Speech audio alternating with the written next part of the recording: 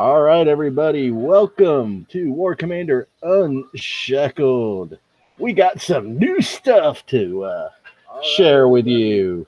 So, sorry for running a little late here. You know, traffic sucks, and I just walked in the door getting everything set up. So, yeah, it takes me about 10 minutes to get everything set up. So, with that being said, on tonight's panel, we're going to have Rambo, The One, Godscope, and Anton is coming online here shortly. Anonymous, if you want on, I'm sending you the link.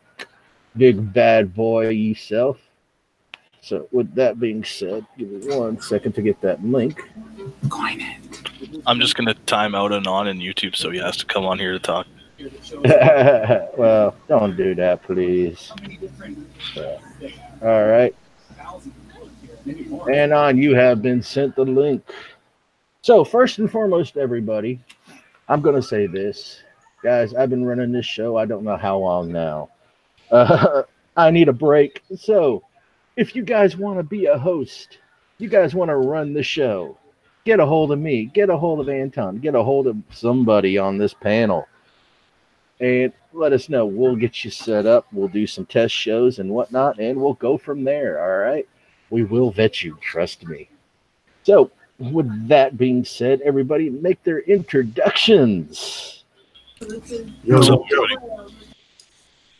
start off with Godscope. Make it easy. What kind of introduction? Just say hello. I don't give a shit. Oh.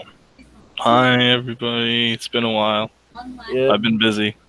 All right, Rambo, you're up. That's him saying hello.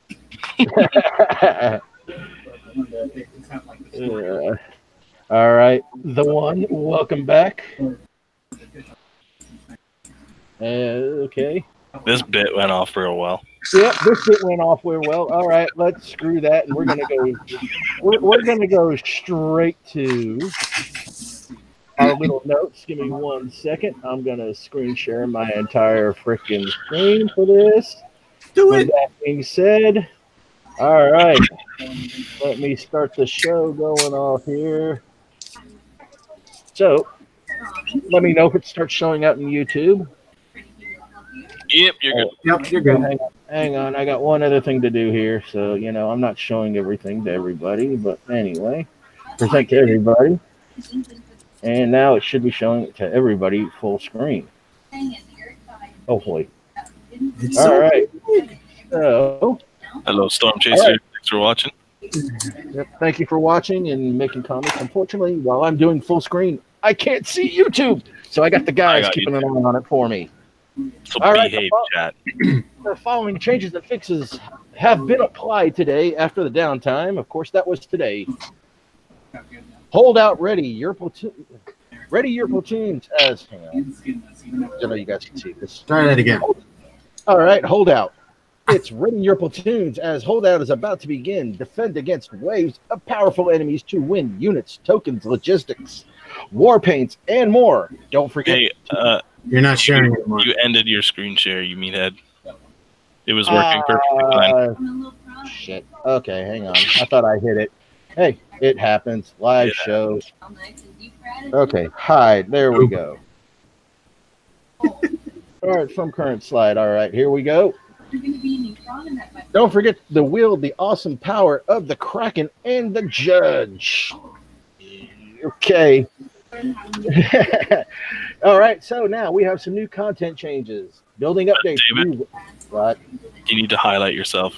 I need to highlight. You need to click out your name in the Hangout. I need coffee. I need coffee, yes. All right, here we go. Who the hell is this guy?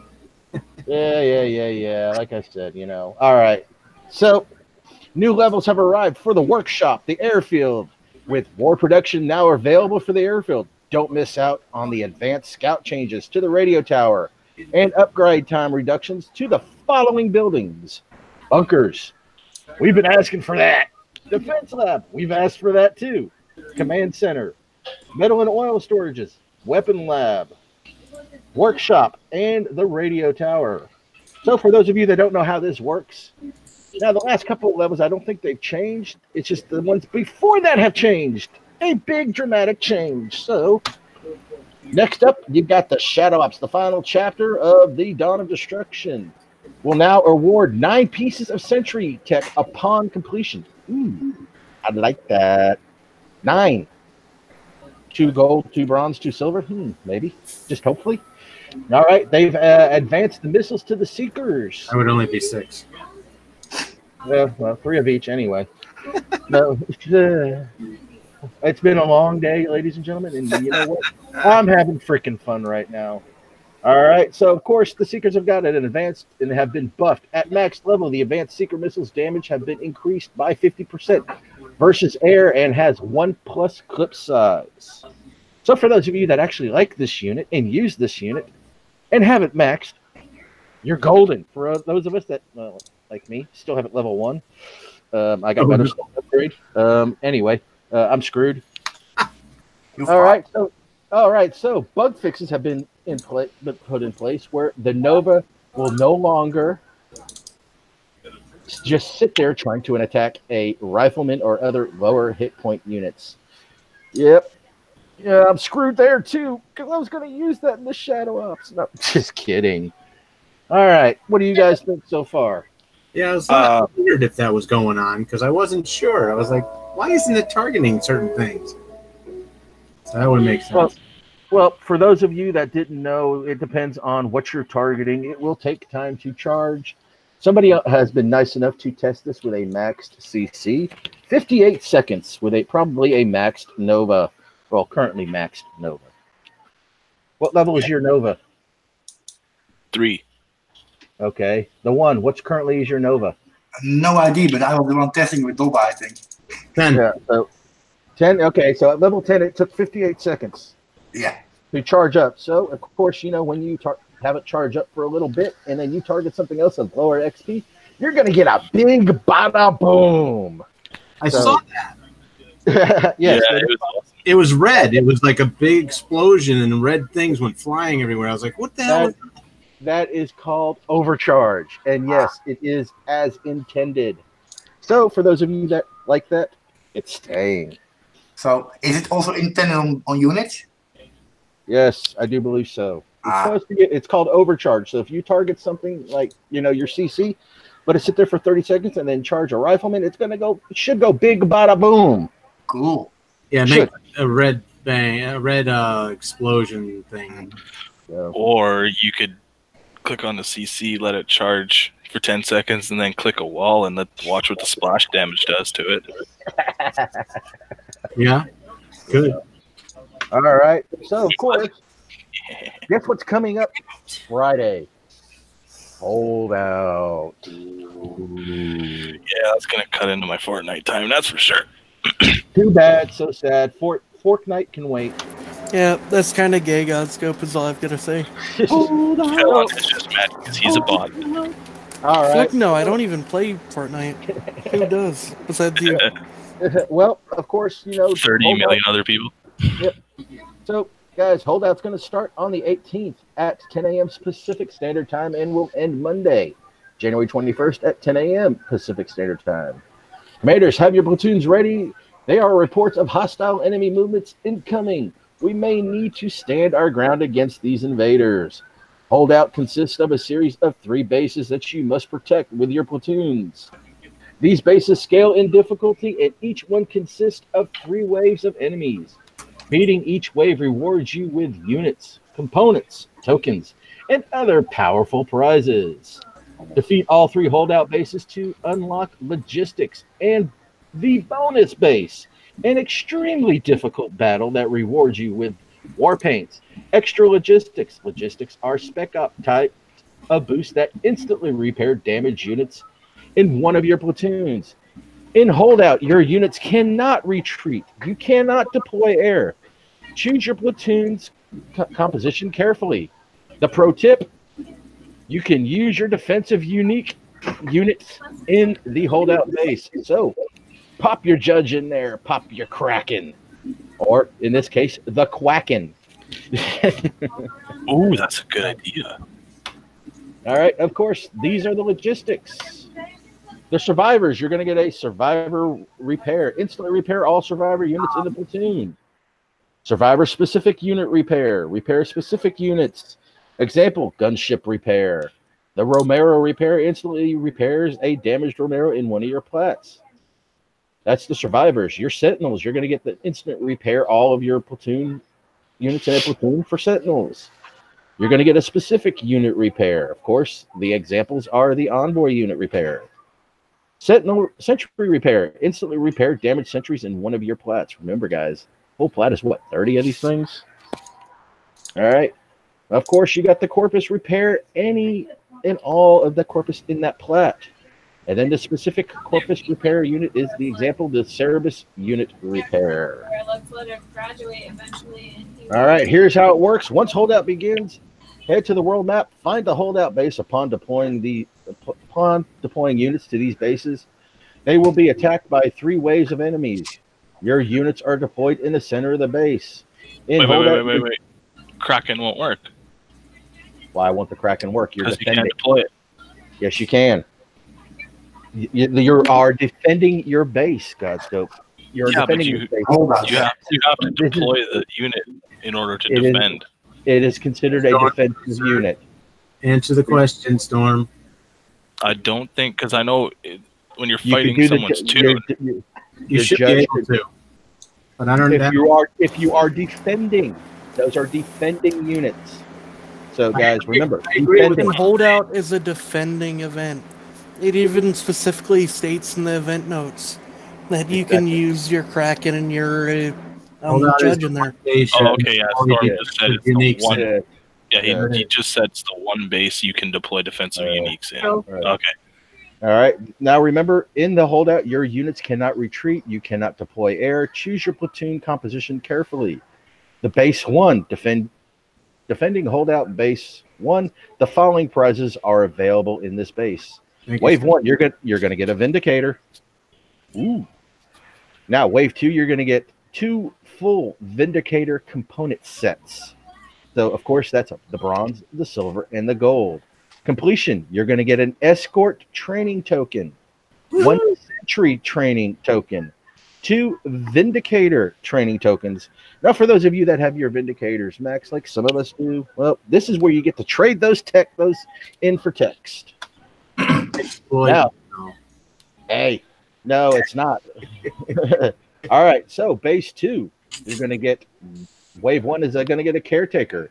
Wave 1 is caretaker. Wave 2 is a full caretaker component set.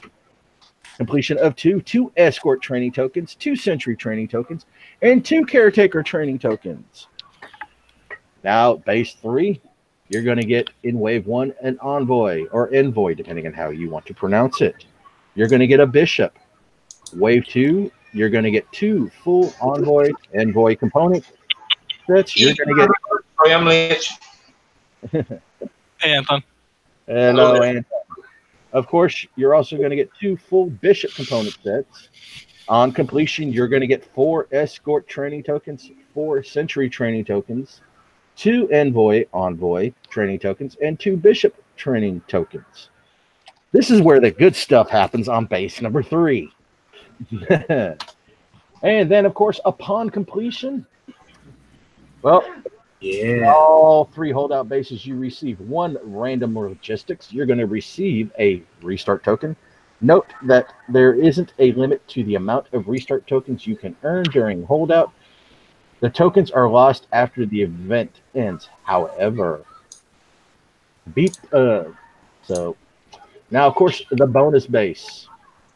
Defeat all 3 waves in each holdout base to unlock the bonus base. Wave 1, you're going to get 5 Century Warpaints, 1 Bronze Omega Sandstorm Warpaint.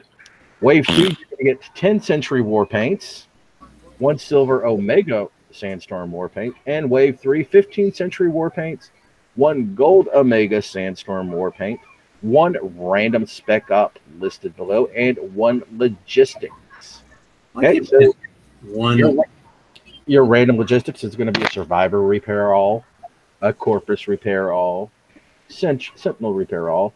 Now, of course, the spec ops available: Burn Notice, Skyfall. For those of you that remember the Christmas event, the Scrooge. Now, of course, that guy drops What was it? Presence. Presence that detonate Yep. upon impact. You're going to get Unstoppable. I can't remember what that one was. It's electric, double agent, and anti-personal shells. Fuck yeah. I like Yep. those ones. I like them. I like them. I love them. I want more. The last three are really, really, really, really, really useful, Yeah. Well, especially the anti-personnel shell. anti-personal shell, yes, and double agent, yes. Yeah, but anti-personnel shells won't be useful if you're just fighting other units, though. No, That is true. in bases that comes in very handy. I would have loved to see Hand of Malachi in there. But especially in events where you have certain buildings that spawn 9,000 helicopters, that anti-personnel shell spec up is your best friend. Oh, you mean the ones that spawn the crickets? Yeah, the little Somebody's fucking got some annoying wicked- locust. Somebody's got some Background wicked feedback. All right. Yeah. Last I checked, Unstoppable was the Widowmaker, the Widowmaker. Vanquisher shield spec up. So Let's maybe we can get rid of that one and throw in Hand of Malachi since you got the other ones in there. Hint, hint, hint, maybe. Anyway, last minute change. I know you guys don't like it, but all right. So, you guys ready for the holdout? Yes, sir. I'm I'm ready. excited to see how far I can go now that I I'm actually kind of have- worried as I need to get so many clears as I've been out for however long, like 6 months. Well, let me ask you this: do you have the Kraken already?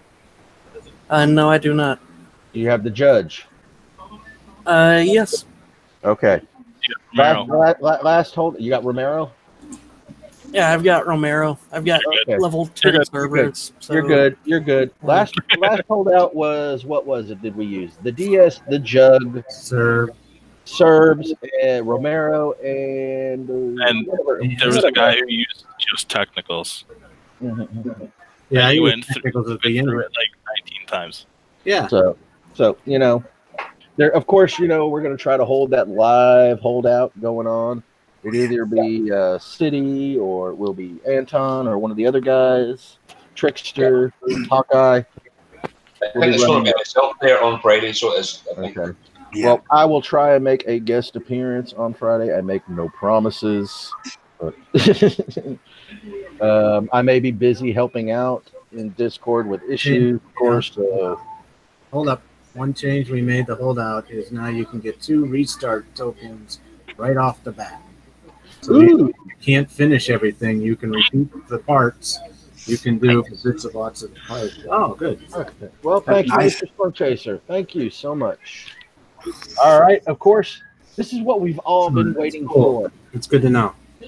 This is what we've been waiting for, guys. What Yeah, we've yeah. asked for. And it came a little early. And I know Storm Chaser worked hard on this. He's an animal, man. He's crazy. He gets shit done. Let's give him all props. Give him a round of applause. Give him a thank you. Send him a bottle of Jack. I don't care. Hey, Or the drink of his he's choice. sending the alcohol. All right, of course. The workshops, new levels 16 through 18 requires your CC level to be 14. All right, at level 16 allows replication of your common Gen 2 components. That is the red. All right, that is the bronze. Level 17 allows replication of Gen 2 uncommon components. That's your silver. And level 18 requires replication of the gold tech, the rare stuff. Now, this is what we've all asked for. And we This got it. sucks. Your airfield requires level CC 14. You're going to unlock levels 31 through 35. This unlocks your war production in your airfield. Fuck yeah. Level 31, you're going to get Apollos. Level 32, you're going to get Valiants. Level 33, Bone Saws. Level 34, Furies. Oh, yeah, baby. Now, level 35, you're going to get the Sphinx and the Envoys. Envoys, whichever you pronounce it. Now, just remember, ladies and gentlemen, what you set to production is the level of the unit that you have currently. So if your unit is level 1, that's what's going to pop out. If your unit is level 20, that's what's going to pop out. Also, if you never used Sphinx before and you collected that pack, that free offer that was given during Kicksmith, they're level 15. That was given to you at the level, I do believe, at least equivalent to what you had. Or a little Mine bit. got promoted to 15. There you go. Yeah. So there you go, ladies and gentlemen. Now, remember this, though. If you are a Corpus aligned and you pop in Valiant, your buff goes away when that deploys. Or until it dies. One of the two. So just remember that. Now, there's been some new additions to the radio tower. All right. Level 6 enables the Advanced Scout to show contents of what's in the bunkers. Oh, my God. Yeah. Oh, no. I hate that. But I hate it and I love it at the same time. I already did it today. It's cool. Now, level 7 enables scouting to show what's in your drone silo. Yep. Level 10 shows the range of each unit. Yep. Check it out already. It works. When you click on it. Oh, nice, guys. I've just got to say, that's going to be really powerful in events. Very powerful. I mean, being able to tell the difference between commandos and Drakens before you get into a base is going to be huge. The only thing I ask, guys, reduce the cost of refilling the radio tower just a little bit. Yeah. Just a little. Just that's all I'm asking. Just a little I bit. think they already did free. reduce the amount of time. Mine's only level 5, and it's actually only 20 hours, I think, to level 6. Oh, well, no, I'm saying the cost to recharge. 20 hours The cost to recharge. refill scouts. Yeah, And it's refill. what, 10 gold a scout right now? Yeah. So I never run out of scouts. I have 10 scouts on my radio tower. Yeah, I only buy 50 gold to refill. Really? Yeah. Here's something else for everybody. Reduction in upgrade times. There's been reduction on your bunkers, your defense labs, your command center, your metal and oil storages, the weapons lab, the workshop, and radio towers. So if it works like it truly did in the past, ladies and gentlemen, yes, unfortunately, the lower levels are reduced in time. The higher levels are going to be back to what it used to be. Yeah. So I think a lot of people will not like it. I will say this, 10 to 11 on bunkers went from a week to 3.5 days. Well, So there you go. There you It's go. a 50% reduction on them. So, From 11, Take your... there's Take 'em like you like 'em. days, from 8.5 days of them. Yeah, okay, but look at it this way. Some people coined those buildings and now they're regretting it. I Unfortunately, mean, you're always going to regret it, but... unfortunately, ladies and gentlemen, I did coin on that sale and upgraded more of my towers. So, do I regret it? Honestly, no, because that is the price you pay for having something early, or in this case, to save you time on your dozers. But like your weapon lab was 480 gold or something. It's now like half. So, Yeah, weapons lab is 353 gold or 10.5 days to level. Animal just said 9 days, 18 hours. He finally maxed his last bunker, and now they're reduced. Oh, I feel you. I feel bad for you, Animal. don't worry about it, Animal. It happens. Now that that's done, ladies and gentlemen, I can actually pay attention. So, with that, all right. What do you guys think of the reduction? I think it's going to be good for me, as long as I get the XP from the damn buildings, because I never got my XP for CC14. Yeah, I know that's that. a big thing is I don't get XP from upgrades, and I pretty much permanently run a master loot, so I don't get any experience. That's why. I'm stuck at 45. Yeah, that's why. I'm 'Cause glad I about had- that, but I had a it's master still- loot running when the building finished, and I thought that you only didn't get XP from hitting rogues and bases and stuff like that, but no, you didn't doesn't get XP. seem like period. that's the case. In the airfield today and up to maximum, and I got, I think it was 1 billion XP for all 5 levels, even with Yep. master loot running.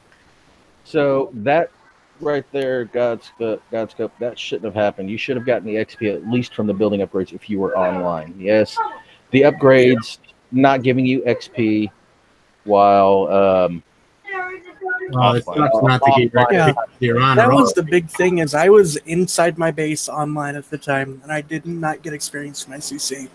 Oh, well, that's messed up. I can tell you every building upgrade that I haven't gotten XP from because it's all of them since I came back to the game. Yeah. I just Okay. plain don't get experience. You have to be in base when your upgrade finishes in order to get the XP for it, if I'm not mistaken. What a joke. Yeah, I have. I've got. Hang on, guys. I got one request for Storm Chaser from Erwin Wamel, aka Zach. He wants the ability to replicate gold SF tech. Oh my god, Zach. Damn right. You guys got to remember, Zach has made. Yeah, he's the SF king. He is If the I SF was king. Kixeye, I would give that guy all the free gold that he wants. He's a legend. I mean, I'd give Zach all my gold tech if I could. He deserves it. I've got 8 gold grenade launchers, 9 gold drum magazines that I don't use, Mhm. along with the There you rest go. of them. So Wait, maybe we can have a black market trading spec ops or selling spec ops. yeah, Just for Zach. Just for Zach. Or maybe we can have a building where we can mix all our techs together to make super tech. oh my god, Ooh, no, that's way too much coding. yeah. And the God. fact of mixing techs, I don't want more immortal titans with 30 armor techs on them. Yeah, let's not talk about that one, please. Yeah. So, anyway, Rambo, I do have you screen sharing, just so you know you're live. Great. Harold dies. That's okay. It's for the good of science. What base is that? Is that the Shadow Out space? I don't know. 70. So, and Storm Chaser, you guys had to do what you had to do as far as the reduction in upgrade times. I honestly was expecting it to happen with the CC release in February, March area. But I know you guys are going to have some new stuff coming out. So, more new stuff coming out. Oh, God. I'm already still stuck behind leveling my second helipad, so... Well, that's what happens when you take a nice long break. No, I've been online leveling my shit is the thing. I just haven't actually been doing anything with bases besides resources for the last 6 months. Do I have a full panel? It seems so. Debo out in YouTube is... I think it's full. 9. No, we got 9. So, Debo, we got room for one more. Come on down. You're the next contestant on War Commander Unshackled. So, Debo mentioning in the side chat, no token limit. That actually brings up a question I have for Storm. If you've introduced a token limit that you can buy from the gear store, will that affect us in future holdouts when we surpass the amount of allotted tokens? Let me explain that one to you because I know the answer. All right. Stuff in holdout is totally different than your purchases in gear store. Stuff in the offers are totally different than your purchases in the gear store. So if you get an offer to buy 10 Liberators, 10 Acolytes, 10 this, 10 that, whatever, and it's for, let's say, 179 gold, you buy that, you get those tokens. Holdout, you repeat, no limit on those tokens. The only thing right now is there. I'm going to try to explain it this way. So in the gear store, there is, as some people are finding out, they can no longer purchase certain tokens. So basically, I'm going to explain it to you this way. Apple releases a brand new iPad. It is the iPad Gold.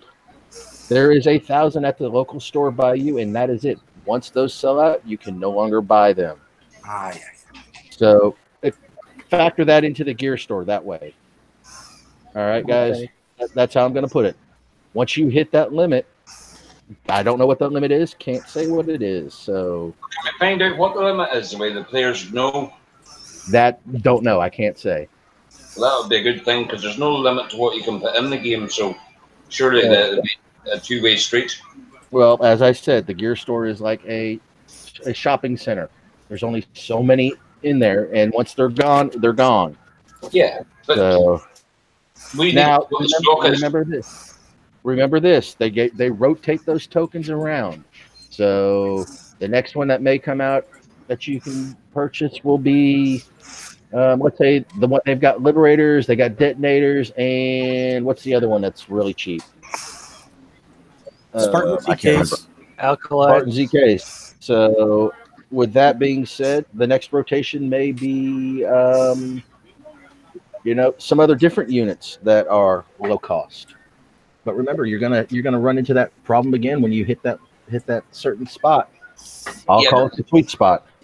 Yeah, but we need to know the limit because it may reduce or increase, depending on the unit. People are making a good point in YouTube. When are we going to be? I'm wondering, or we're all wondering, when we're going to be able to take our legendary tokens and trade them for techs. Oh, they're I'm hoping. I'm going to speculate. Hopefully, I'm speculating, guys. This is just pure speculation. Hopefully, with the next CC release, I'm hoping. I just hope they don't limit it to that CC. You have to have CC 15 in order to trade your legendary techs. Well, it may be they add more levels to, something like they've done with the website. Maybe add another level, a special level that your tech center has to be this, or your hangar has to be this, or your academy has to be this. So, and hello, Scooby. So, Let's see if we get 9 tech here. congratulations. I think that's on completion. So, was that your last one? Yeah. All right, we'll see that here in a second, of course. What a lag. Let's see if it gives it to me when I get my base. Mhm. Still hasn't given anything yet. base there, so there's some things for that. Yeah. Sometimes I get all the way back in my base, and then all of a sudden it just pops up like, ding. Whoop, whoop. There it is. See? All right, there it is. And there's three, 4, 5, 6. I only got 4. One of those, 2 of those, and 1 of those. I wonder if they're counting the text that you get from the previous missions too, or possibly maybe it doesn't go live until round 10 starts. Storm. Is that your second? Is that base completed? It did say the final wave or the final phase. Yeah. Okay, so that's the next one, the very last phase, phase 10. So it's actually increased since the last one. So That was the last one. Right, but this is not the last phase of Shadow Ops. We have one more left. That's where. Now we've got next week. Next week will be the final phase where you can grab unlimited parts. I believe that final phase kicks off Friday. Friday, right? So, Yeah. So phase 10, I guess. Yep. So we got one more left, phase 10. You know what that means. Yeah, people are going to be grinding these things out left and right. Oh, 2 more weeks, a new Shadow Op unit. Well. is it 2 more weeks, or is it starting again? Oh no, it's the event next. There's one thing I've been noticing since update. Cerberus drones are not being focused anymore. Depends on, there's 2 types of turrets in there. So in bases, you have the Kixeye turret, and then you have the regular player turret. So, and the only way to find out which turret is in there is with the advanced scout. Yeah, I learned that after I just lost a technical to a railgun with 4 Cerberus drones in the way. Yep, it does happen, unfortunately. That's when the caretaker comes in handy with the diamond tech, just for you guys. So, If you haven't got the Diamond Tech, guys, get with your alliance. If you ain't got one, make one. Raids come in handy getting that Diamond Tech. All right. Sure does. They do make the unit a lot better.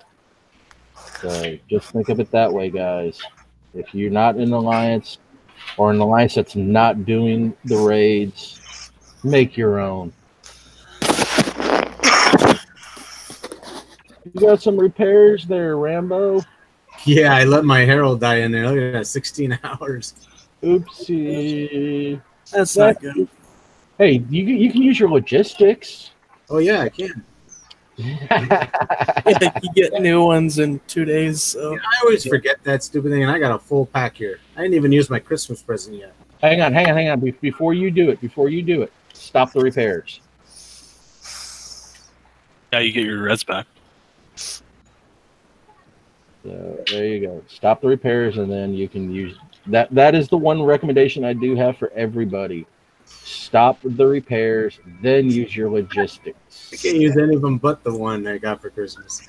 Ow. It's the only one that works. And that one, don't use it. Dark Storm, let's see, Siege Squad, Survivor, and Survivor. Yeah. That repair, save that until you have like an event, and then use all your Omegas, let them die, put them all in the same platoon, and then use it. Correct. And yourself like 2 days. And of course, right? Yeah, of course, air is the only one we cannot move out with when damaged. That's the only thing I have a problem with. Damn, man. We can do it with our ground. Why can't we do it with air anymore? Maybe they'll re-enable that. So anyway. Nice. All right, gentlemen. So, any questions out in YouTube? Any questions from the panel? Any other secrets you want to tell us, Storm, if you're still here? Yep. Yeah. And let's give a prayer chain out to Scott's Noob Star. And if you don't mind, just say I can say your real name. Oh, there's Storm says we don't currently have any plans to convert tokens into hero tokens. Sorry. What about the other way around? Convert hero tokens into regular tokens? Or text, yeah. Who would do that? Or text? The people who obviously have max heroes. There was one thing, Storm Chaser, that people are asking about. When will legendary tokens be able to be traded in? Yeah, when are we gonna? Is there any ETA on when we'll be able to trade legendary tokens for techs? And if you say use 15, I will scream for legendaries. Yep. Now, as I was saying, let's give a big shout out, thought prayer for Scott's mom. She just went through open heart surgery, and I hope she's doing a lot better. Yeah. Yeah, they're not even thinking about legendary token scrapping. Yep. Well, they are. It's just probably low on the totem pole, unfortunately. Yeah, long list. There are people that probably have 300, 400 to 1,000. Scooby. Scooby. I haven't even done any of those yet. Those are the gold. Thanks for coming out. It would be nice to even exchange some of the older ones for a different type of text for newer legendary, even if they kept them all separate. That way you could take your extra mega tanks and say use them for the Hellstorms. Yep. Are there any plans of having the legendary Raptors and Hailstorms added to the or to the raids, or having them come back into the game at some point? That would be something else I think people want to know.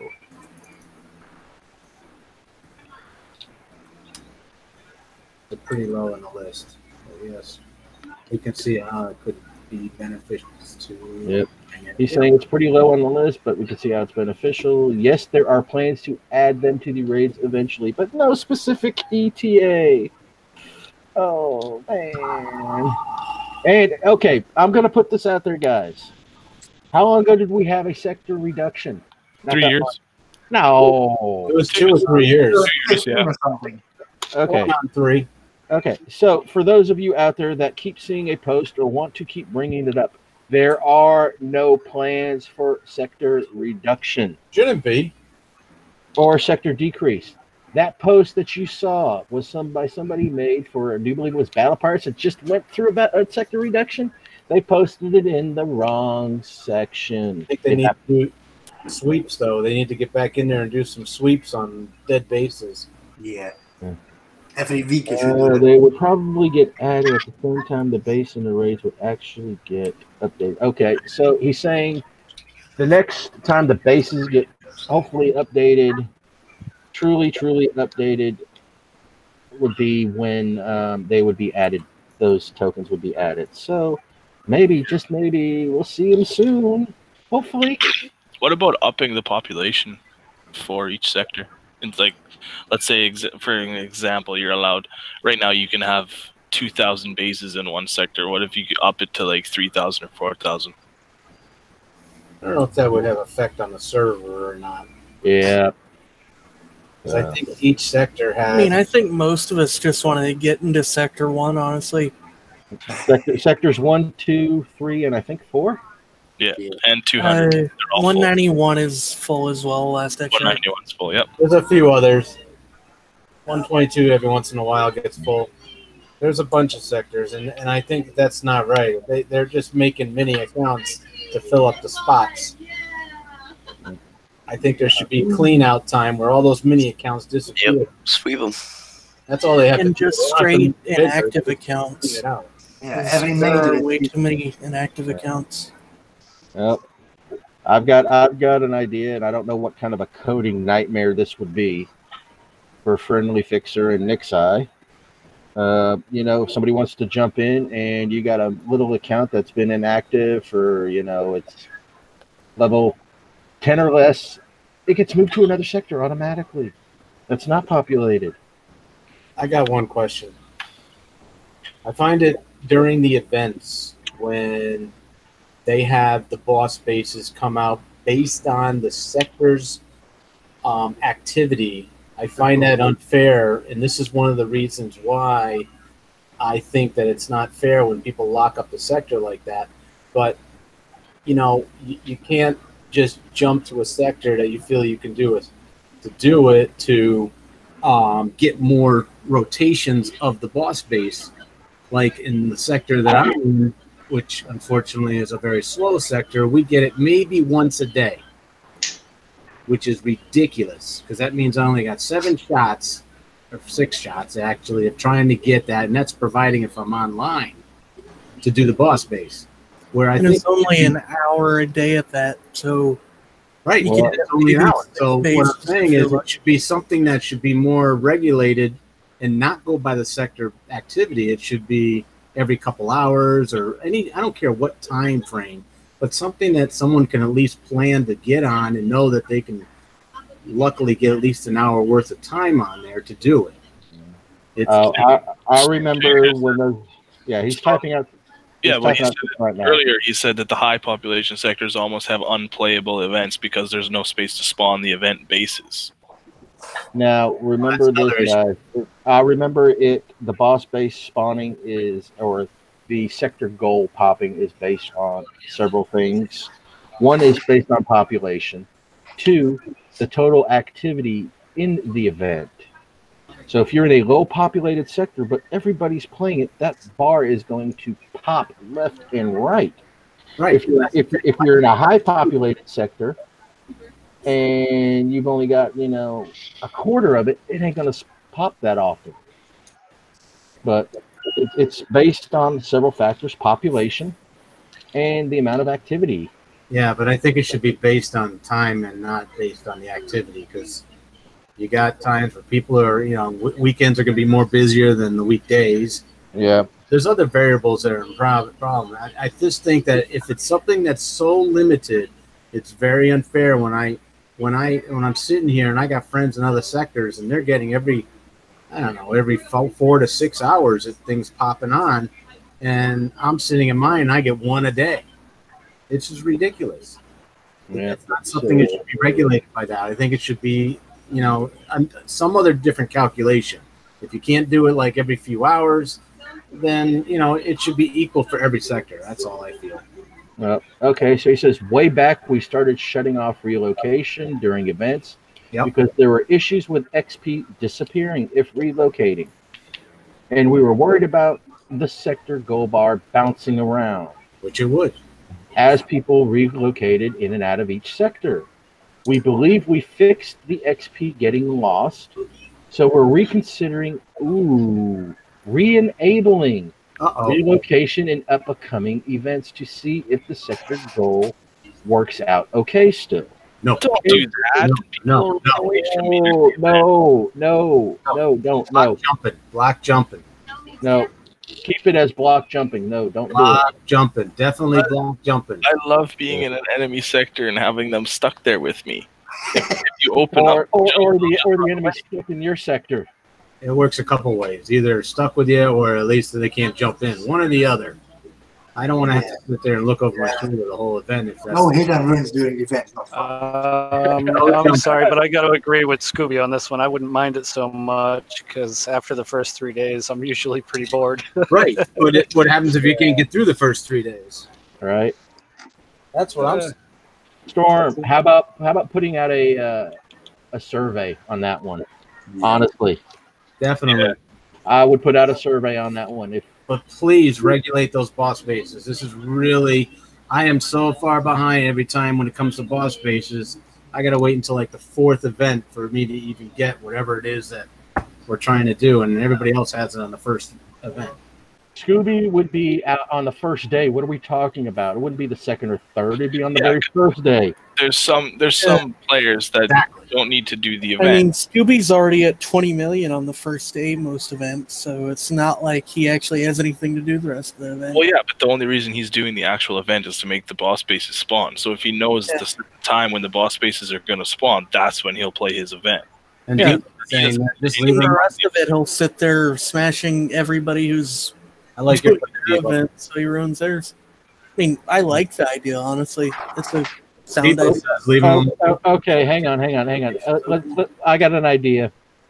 I don't know what kind of coding nightmare it's going to be, but I'm going to get mixed feelings on my idea. If they were to re-enable relocation during events, you have to coin your jumps. Oh yes. Oh yeah. Well, that's, 500 people gold. don't coin. That's not fair. No, just 10 coin or something. That's Yeah, not. No, don't incur cost Nah, on 'cause- the controller. That I could easily, coin a jump with a few friends into another sector, and a lot of people would cry about I don't think that. I'm just saying, I mean, it's something to add to the Fun survey. to the events is what I feel if they did that. I mean, I sit there and I grind maybe 3 hours a day of the event. I get one clear and I'm done with myself. I could definitely see opening up sectors like that, making it coin only to jump, and then going and harassing a random sector to where they have to jail me with their big tunes and make them cry about it when I kill them. Yeah, and then use Romero and kill all their heavy tunes. Exactly.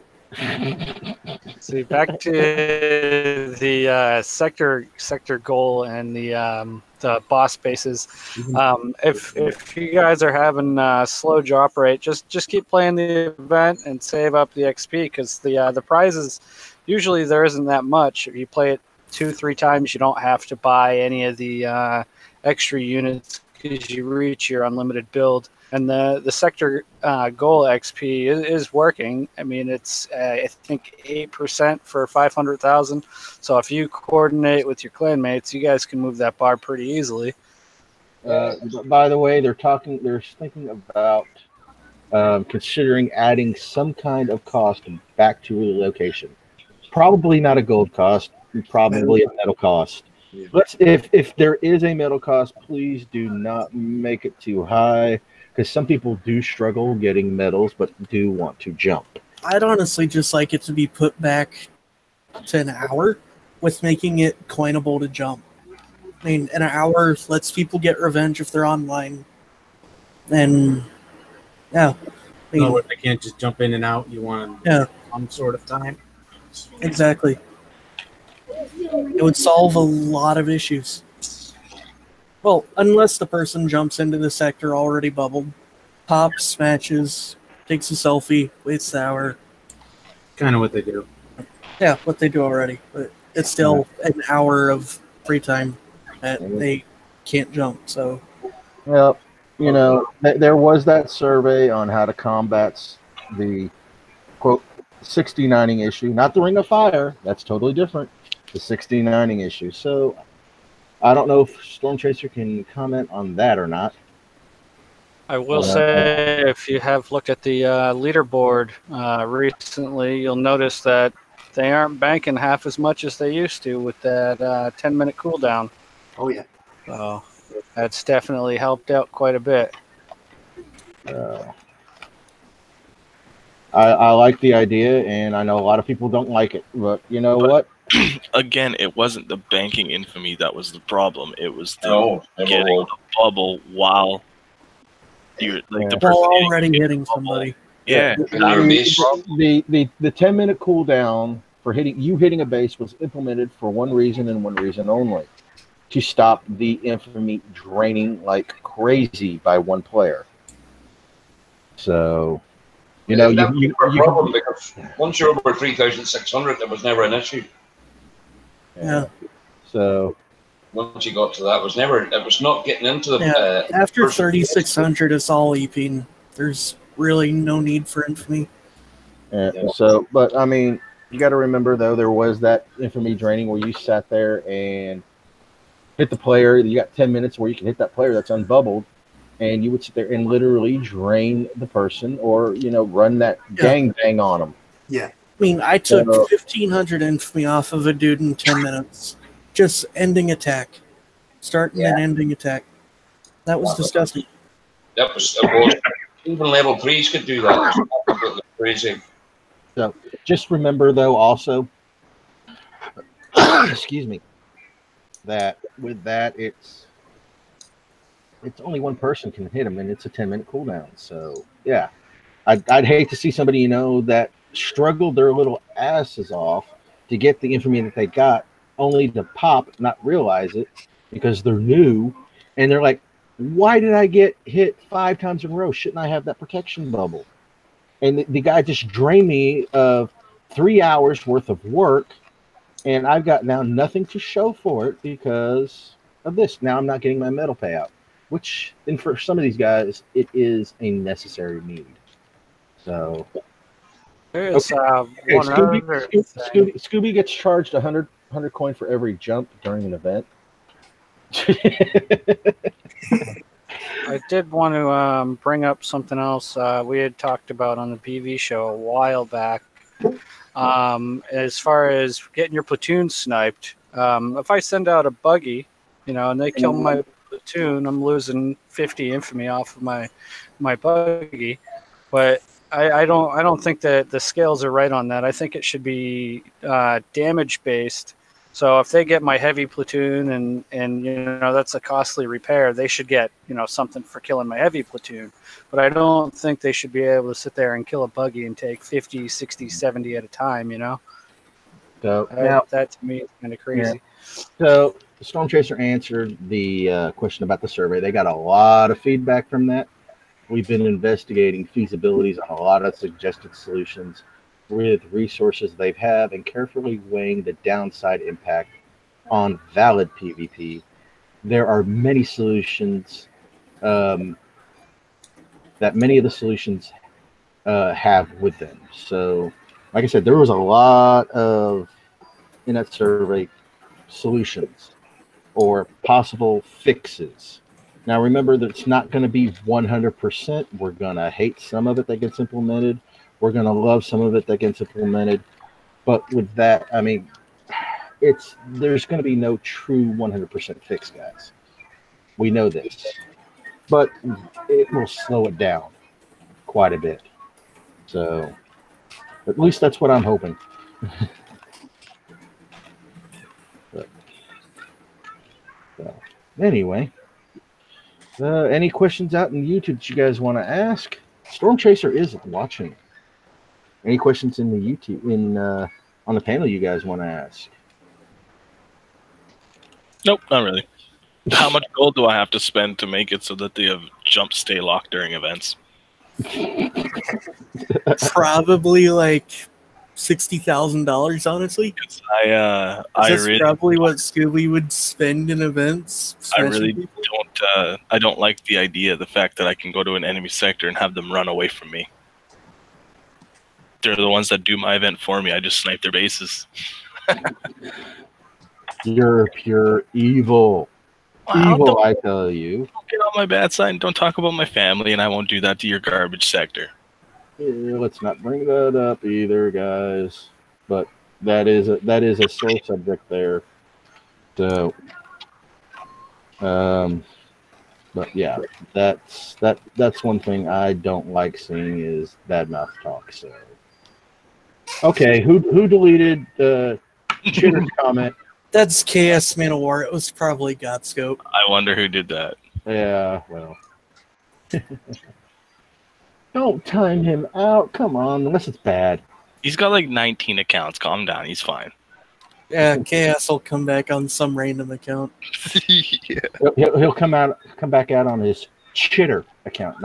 No, that's the one that he was just on. He'll come back on his KS Man of War, and then I'll time it out, and then he'll come back on his KS Lord of War. Yeah, well, you know I have the power to time you out. Yeah, I know.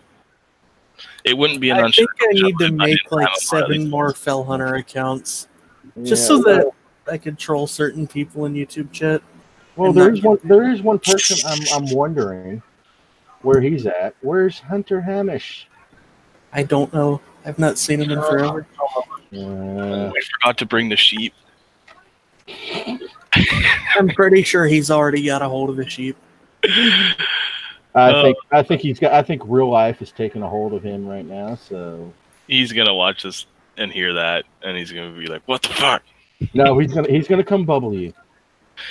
I'm always bubble you, Godscoop. You're always in a bubble. I know. I put him there a couple of times. Fine. Yeah, I put him in there for his birthday 2 years ago. I've gotten Godscope. I've gotten KS Man of War. You flattened me because I let you. With a tuna phalanx. Hey, Dark Shadows, come give me a 3-star and take some I'm pretty sure I flattened Godscope live, so... No, you guys were just in a hangout. I think I've got a video of it, though. Yeah, you got a video of it. Okay, now let's do a reverse roll. Storm Chaser, do you have any questions for us? Ooh, He's probably going, oh, crap, putting me on the spot. Sorry, Storm Chaser. It's nice to actually have a Kixeye dude who talks.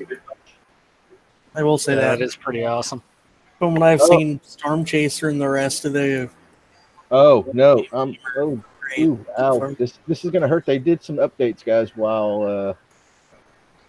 hang on, I got to read up here real quick, because they did some updates. Nope, hang on. Okay, anyway, I don't see... click. Oh, they added the times for everybody. Oh, thank you. What? They have added the time data and the cost. And there's a spreadsheet out there on the building upgrade reductions and additions. Zach has it in the side chat. It is now showing the total time it costs. Now remember, these are in seconds. It is showing you the reduction in the change, and it is showing you the number in days. Oh, I love this. Thank you. And I know somebody else that is going to love this data. Can anybody guess? Dava. No. Oh. One other person. Mr. Rummel. No. Nope. One bigger. Skip. Nope. He handles the wiki. Oh. Troy is going to love this data. So, we got some PvP going on. Yay! He's smashing him. Showing his tactics. Did he I lose just his see a phantom? siege. He had his phantom fly overhead. So Wow. Debo Phantom combo. Debo won. Okay, Storm Chaser's probably thinking of something he can ask us. Or he may Either have that or stepped he's away. just like stepped away and we're just background noise. Maybe. He's gonna come back. What did I miss? You got to remember it is 5:30 there, and that guy's still at work. He's a Yeah. workaholic. He got kidnapped again. Storm, are there any questions that you have for us? Yeah, see, we're putting you on the spot now. Sorry, had to do it.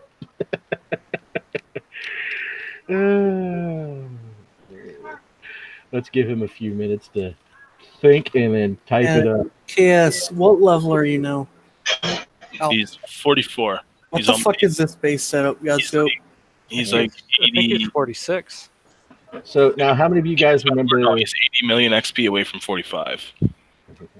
Now, guys, how many of you remember Ghostface Killer? I do. Yeah. All right. What has Frenchie been doing? I have been talking with him. He's got a girlfriend now. Go figure. Yeah, I've seen. And, well, as soon as he gets a computer, which is going to be hopefully very soon, he's going to be making a comeback, he says. So, Oh, God. That's a long time coming. I can't wait. Frenchie. Oh, so, and yes, as Mr. Storm Chaser said, the Kraken was not nerfed. It was not intended to have all 16 shots fire at one unit. That was one of the known issues when that post was made. They fixed it. So, those of you that think the Kraken had been nerfed, nope, it just got fixed. Could you imagine 16 times 200 and what, 25,000 damage per second shooting? Yeah, it did that the first day, actually. Yeah. Fuck. Yeah. Oh, it's not fixed. Oh, okay. I thought it was. Okay, well, it's not fixed, but hopefully will be fixed soon. Okay. Just not before holdout. Yeah, KS. Yeah, that'd be your holdout. Yeah. Yeah, KS. Your base looks a lot better than Godscope's. I could flat Godscope with envoys. Oh, I might actually take my big tune. I can flatten that base with 2 fun mics. We got next that right now, week, yeah, you can flatten it with envoys, but not when I got my defenders and you can't. All right. So, do you got anything you want to ask us what we feel about Mr. Storm Chaser?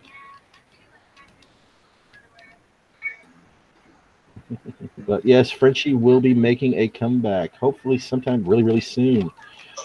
I miss that little guy. Yeah. Hopefully he had somebody looking after his account. Otherwise he's going to hate this game. It's still in 49 you gotta- at level 41 with level 9 CC. Oh, man. Don't Well, come back. remember this, guys. It is against the TOS for you to transfer your account to somebody else. That is true. So, Actually, I've got him on my friends list. I'll open up his base. Let's see. Where is he? There we go. okay, who's showing it? Where is it? Where are you? Fell Hunter. Oh, he's actually got a level 10 CC. Howlers. Where are you, Phil? There you are. So he has been getting in there every so often, getting a little bit of upgrades here and there. So Oh, howlers! Wow. Yeah, I'm not. Oh, there we go. I'm showing on YouTube now. That's cool. All he's got to do now is put every single one of them platforms on the ground. yep. I still don't have all my platforms grounded. I've You kept my gotta do it. support turrets up in there. It's not a good idea. The splash from Romero will kill whatever the support turret is connected to.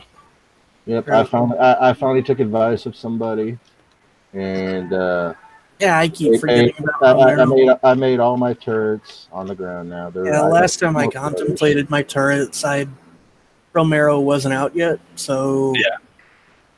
That's why my base is set up the way that it is. Whose base is that? this Go is Space Killer. That's Frenchie's. Frenchie. Yeah. Go Ah, Space okay. Killer. He doesn't play anymore? He's No. going to be making a comeback. So. We hope he's going to make boy. his comeback soon. Hey, maybe he'll get a welcome back package because he has been on for so long. Is Yeah. that Monkey King? I think this is Monkey King. Who's Monkey King? He used to be on the show as well. Oh. All right. Enough of that. No questions for us from Storm Chaser. Oh, that's scary. There's got to be something. Then again, you got to remember he's getting probably pulled away left and right. So there he is. Many of the solutions to 69 involve changing the PvP rules.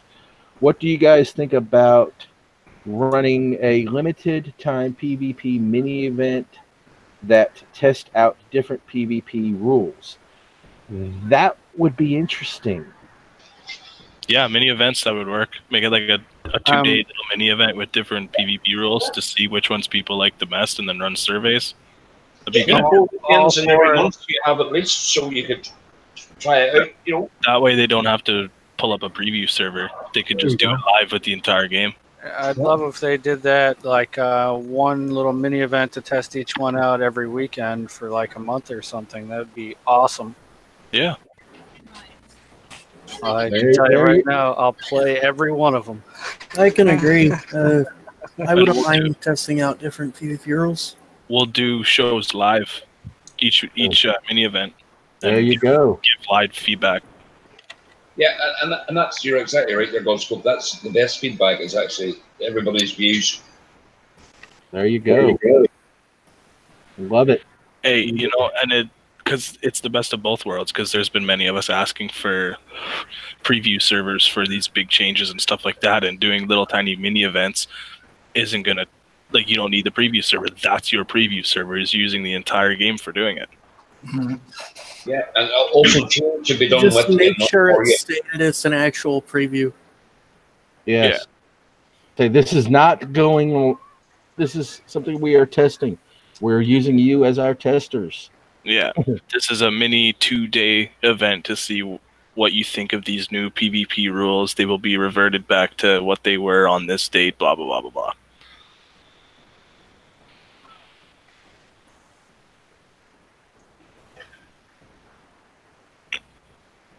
Oh, some kind of awards on it too, so people having something to fight for. I'd be curious to know what kind of rules that he's talking about changing or making, or I'm thinking like the revenge hit, stuff like that. The popping with the jumping in your bubble pops. It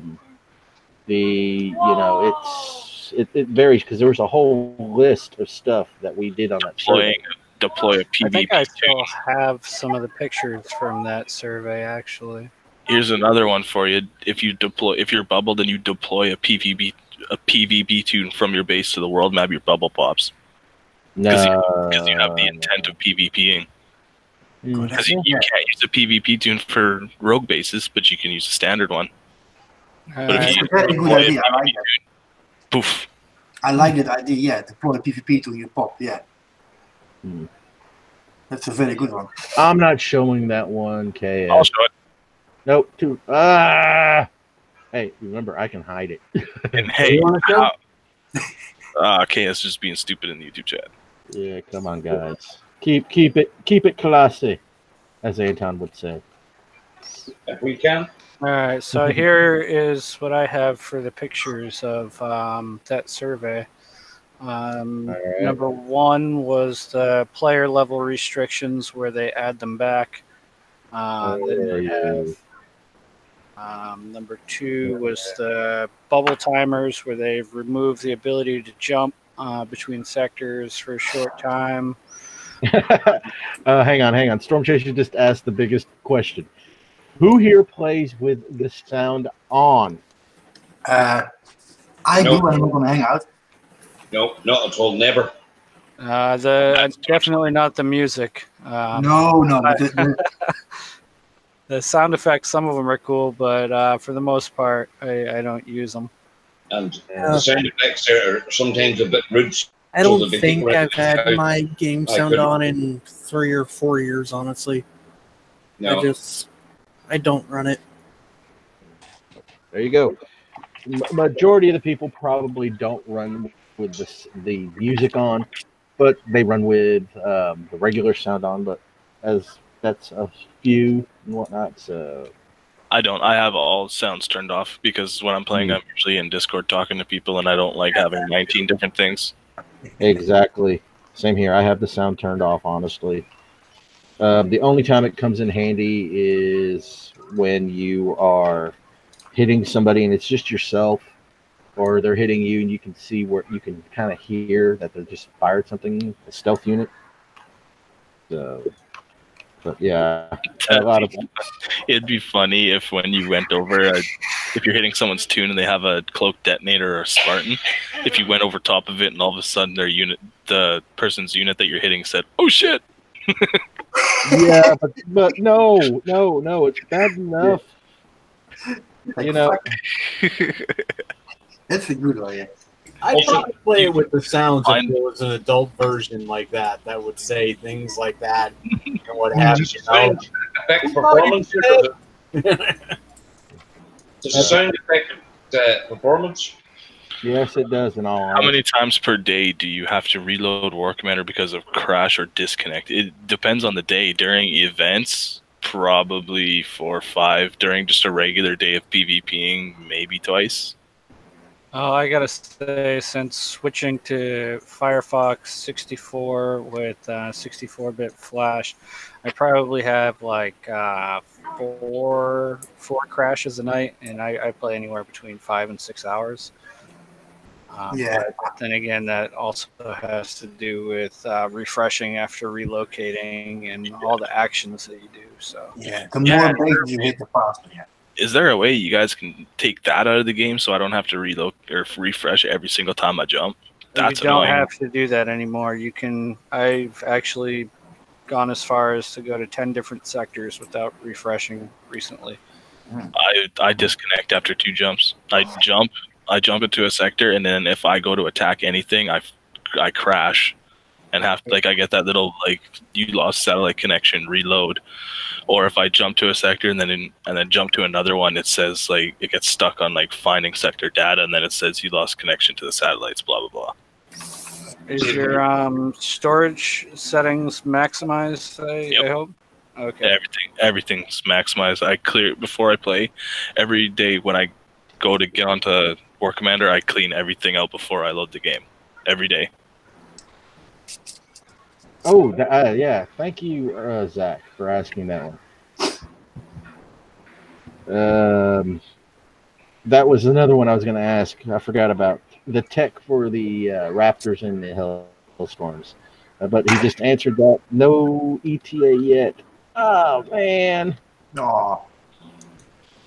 Hey, that's no ETA on the Hellstorm missiles. I haven't seen anything about the. That's part of their tech, because that was one of the main techs we put on that thing.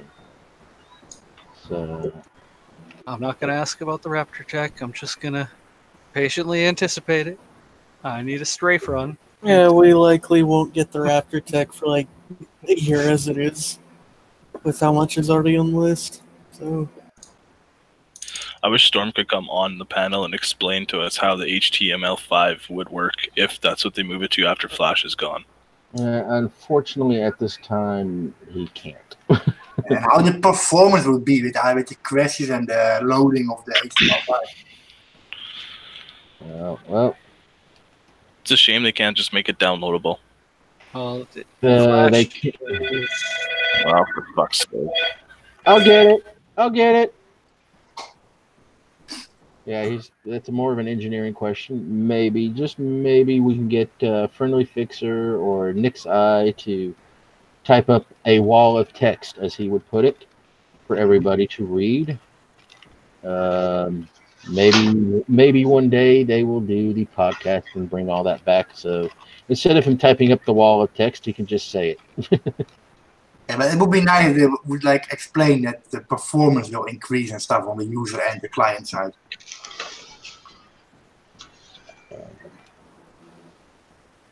I mean, there's always going to be more room for performance increases, guys. So, all right, what else you got for us, Storm Chaser? Klondike bar. What's a good question for us? Hang on.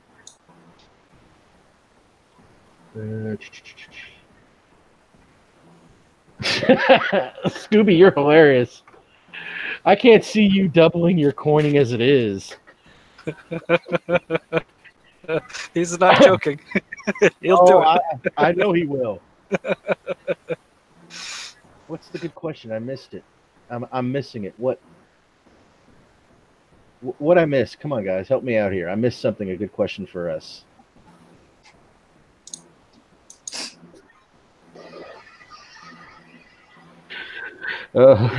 Ramel with his fix for legendary token, legendary tanks, laser tanks, the focus lens.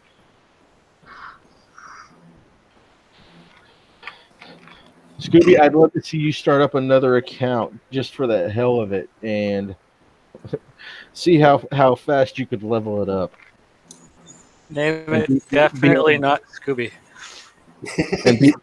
And be on par. All right, he says, would you guys be willing to switch the guaranteed each token type per week out of the standard token bases to just random unlimited hits on standard token bases? Yes. Absolutely. Yes. Yeah. Because I hit them for text. I don't hit them for specific tokens. I hit them for text. Then it falls into, are you going to get Gen 3s, Gen 2s, Gen 1s? Is the Gen 3s... hang on. That's something Storm Chaser would have to, we'd have to see. Here's an idea for that. Would it be random 1, 2, and 3 texts? Or I'm sorry, one or two or three tokens? Here's an idea for that. If you do random unlimited hits for standard tokens, you have one base that's Gen 1 tokens, one base that's Gen 2, and another base that's Gen 3. Correct. And make them difficult. Still 3 per hit, he says. So 3 random ones. Yeah, and if they're unlimited, I would definitely spend a day or 2 hitting them. Yep. One base that's Gen 1 tokens for that faction for that day, one base that's Gen 2 for that faction for that day, and a different base for Gen 3 for that faction for that day. You can hit them as many times as you want, but you only get tokens for whatever generation of the base that you're hitting. Yeah. Yes, I know that means more bases on the world map, but a small price to pay for what we would be getting in the long run. By the way, when are the challenge bases due to be changed? Because I think we've had that base. It was only supposed to be a player's base for a month. Was it not? Awkward system does not know what level your units are. Okay. And yeah, that's the issue. The system doesn't know what level your units are, guys. So it just goes by what's coded into the system. So yeah, no, I'm not saying like you can only use Gen 2 units in that base. I'm saying the rewards from that base only give Gen 2 tokens to you.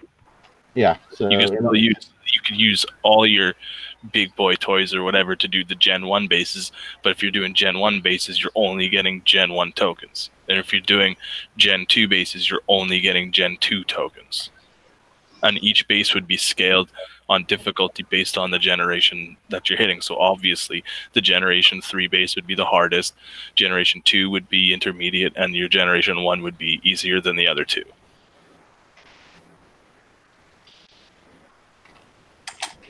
I like the 3 random ones better. Yeah, I honestly like that. We could get 3 random of any unit and token base and have them. Most of the time. And the thing is, it's going to be less work on them guys. You got to think about that. Scout. Unfortunately, no, I know. I'm just giving an idea. I know, but that's a lot of work and a lot more crap on the map that we would be complaining about. And then come event time, they'd have to despawn all that stuff just to spawn the events. Yeah, we'd probably have longer maintenances just for that crap. So, I mean, I'd personally prefer just one token base that is random of whatever token and just work from there. I mean, Yep. Yeah, it's random tokens, but you can still scrap those tokens for techs and get the token you need out of that. So it's not like it's impossible to get other tokens. No, it's never impossible to get tokens, guys. Unfortunately, well, there's always a way to get your tokens.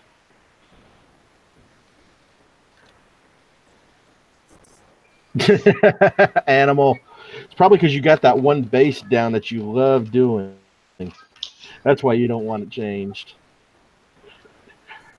But you know, we've all asked for something challenging, and you know that would be a challenge. You know, Honestly, Killer, I'd love to have a challenge base, like a 5th one, that's one attack only with like 250k medals in it. That's just the most absurd thing you could look at to actually hit. That way to give people something to lose on in coin, and still, if somebody gets it, it would be pretty damn good, honestly. have a sense of accomplishment. Yeah. Oh, that's what these are for. These shows, you know, throw some ideas out there for them. Let them hear our feedback. I mean, I'd love to have an actual challenge medal base instead of something I could pick apart in an hour. Mhm. Something single attack that actually takes effort to do. That's not me picking it apart with Cerberus, Jericho, things like that. I'd love it. Or a base that you don't just bulldoze and coin your repairs. Exactly. Something that it'd be takes nice tech. to do a challenge basic. It'd be nice to have a challenge to see what time, the top best 10 times or something like that. You get 20 minutes or something like that. Yeah. Have a nice, There you go. have a Yeah. nice challenge there. Not like invasion, just have it like the top 3 or top 2 or top 1 and Yeah, but in order to do that and have it based on skill, you'd have to counter how much time that you do based on your repairs, because then you could get these guys like Scooby that would just throw all their big units in, hit that's Ruby, what I mean. and just That's what I point mean repair. there. That's what I mean. Your repair time. Yep. Or yeah, you know how, you know, let's do compounding it on that then. You know, how long did it take you to do the base? How much repair time did you have? You know, do you make it a one hit? Do you make it a multi-hit? You know, if you made it a single, very challenging base, what kind of time would you put on it? Would you put that 7-minute timer, or would you put the extended timer on it that we've been getting? So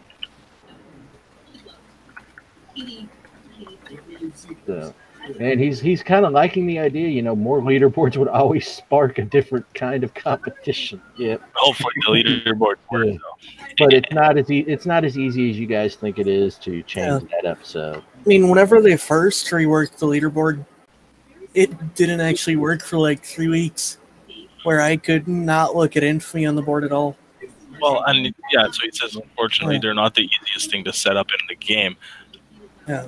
Be that as it may, it wouldn't have to be something monthly. Like if it's something that you guys would be interested in putting together for the players to do and to compete in, make it a yearly thing. Like you got a year to prepare it, get it all ready. You release it, we compete, and then you have another year for the next one. guys, I will be right back. Anton or let's see here, Godscope. I got some stuff to ask real quick. I'll be right back.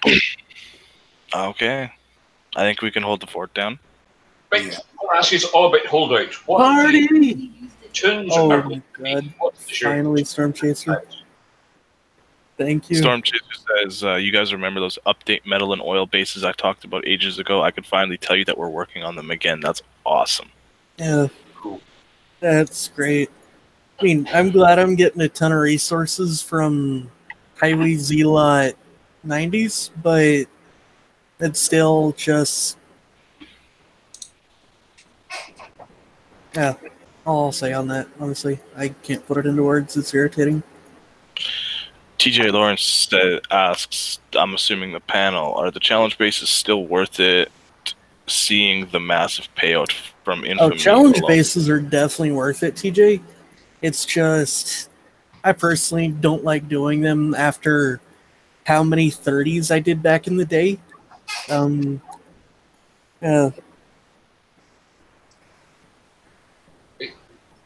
I hope Master Loot is still going to be kept as a savior for me.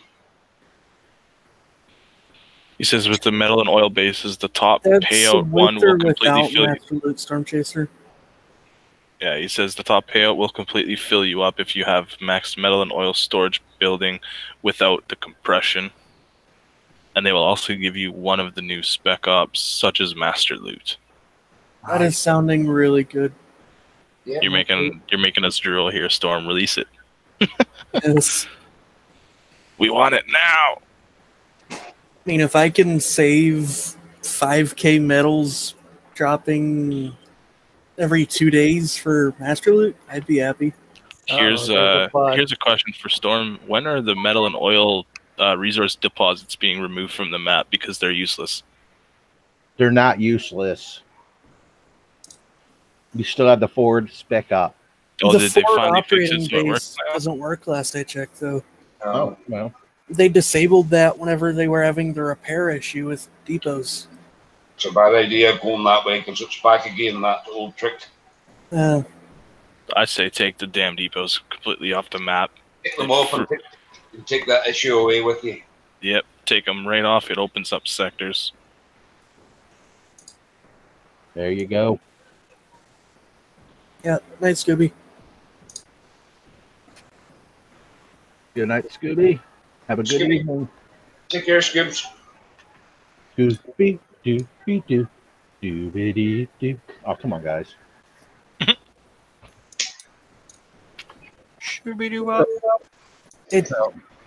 So of course, you know, they're going to be coming out with some higher res bases and putting in Master Loot and a few other things.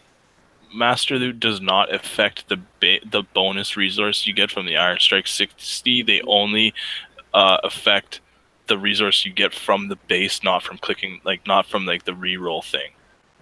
You So still it get a doesn't. huge number from the 60s with the Master Loot. Oh no. You do, yeah. It's like Yeah, you're better off 190 million doing each. 35s with Master Loot than you are Iron Strike 60s.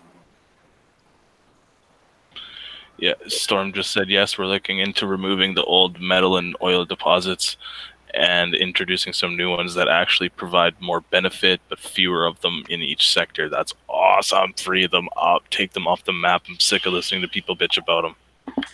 A new Okay, age that of is Depot awesome. Wars. Chaser. New metal and oil bases will come from the base itself, none from bonus loot.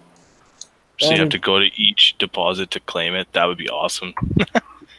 But, you know, if there's less bases on your world map and your sector, that's only a good thing. Yep, exactly. All right. I say just take them all out altogether. Away there because people are at their work again, so just get rid of them. Well, there's always things that are coming. 1 million to 800. Ooh. There you go. I did last event. I did one base, and I forgot I had the master. Riot, I will say this: depots do cause a lot of lag. Yep. Talk to Dario, as he had 1,200 depots at one point, and he could not play the game whatsoever. Well, Whoops or anything. I mean, he would log off and have full resources, but didn't really matter whenever he couldn't actually play the game. it also takes time to load your base with all those depots. So depots cause lag for all you out there that are new to coming to this game. Keep it under, what was it? I think 100. But So I'm liking this. What Storm's saying about the new res bases. Only question I have is, if you do defeat the one that gives you 850 million of each, do you get the XP for it? as long as you don't have the master loot on. I'm hoping so. Could you imagine hitting that base with Master Loot? 85 billion I res. mean, you're already overcapping on resources with Master Road if you do an HC90, so Yes, I think Debo's hit it in the head. Debo's, he's saying that they're just, he doesn't even know the reason why low levels need them. Low level need them because of the wee promotions that Kixeye run. Own 2 depots, own 3 depots. They get I will say this, Scott Scope, if it rewards 850 million res without Master Loot, that's pretty disgusting. Yeah, if you had that with Master Loot, that's... I mean, the thing is the amount of experience that will give. Oh, yeah. Now the question is Storm Chasers are going to be like the Iron Strike 60s where it gives 18 million res? No, he already stated it wouldn't be bonus.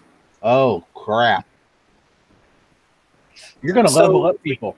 Yeah, we are. I And the will Warpath say is this. gonna suck dick. I do think we will have more people sitting and sniping res buildings off the edges of the base again, like we used to have with Hellhound 40s. Yeah. You guys remember the amount of farmers who would go and steal all the res out of a 40? Make Just them leave all the turrets? Storm, if it's not too late, give each of the new res bases reset timer. A 30-minute reset timer. Yeah, so they cannot steal all the rest side. I don't know. Yeah. Used to be a pain in the ass, that, yeah. Honestly, I kind of figured that we're going to put like the metal and oil storage buildings in the center so you can't snipe them. Yeah. Oh, they always find a way to snipe them with something. Yeah. Oh, Storm no. One-stop shop that kind of makes me think. I don't know if you guys ever played Rogue Assault, the mobile game. Yes, I have. How they have like those bases that just kind of sit there in the sector, and a bunch of different people can hit them. Yep. Yeah, I he think just said that they'll might have be a reset decent. timer on these new bases. And he talked about the bug people found on the last Black Friday with those bases that came out. If you hit it with Master Loot, it took res out of your account because the number of the number was so high, the res that you got, it broke the game. Yeah. Yeah, well, it only broke the game if you had Master Loot running and your raid boosts. I mean, the thing with Hellhound 45s was Storm Chaser, they also had an hour reset, but the resources never actually reset, just a timer. It was 30-minute reset. See, but now the bases have changed. Like the way that the game's progressed since 4 or 5 years ago, the base is actually reset now. Yeah. Yeah, I wouldn't make them one-hit bases, unfortunately. I don't. Well, there are going to be people out there that can do them one-hit, but No, 30 minutes is plenty, especially for the hardest base. 30-minute reset timer on all the bases. You'd be good to go. Yeah.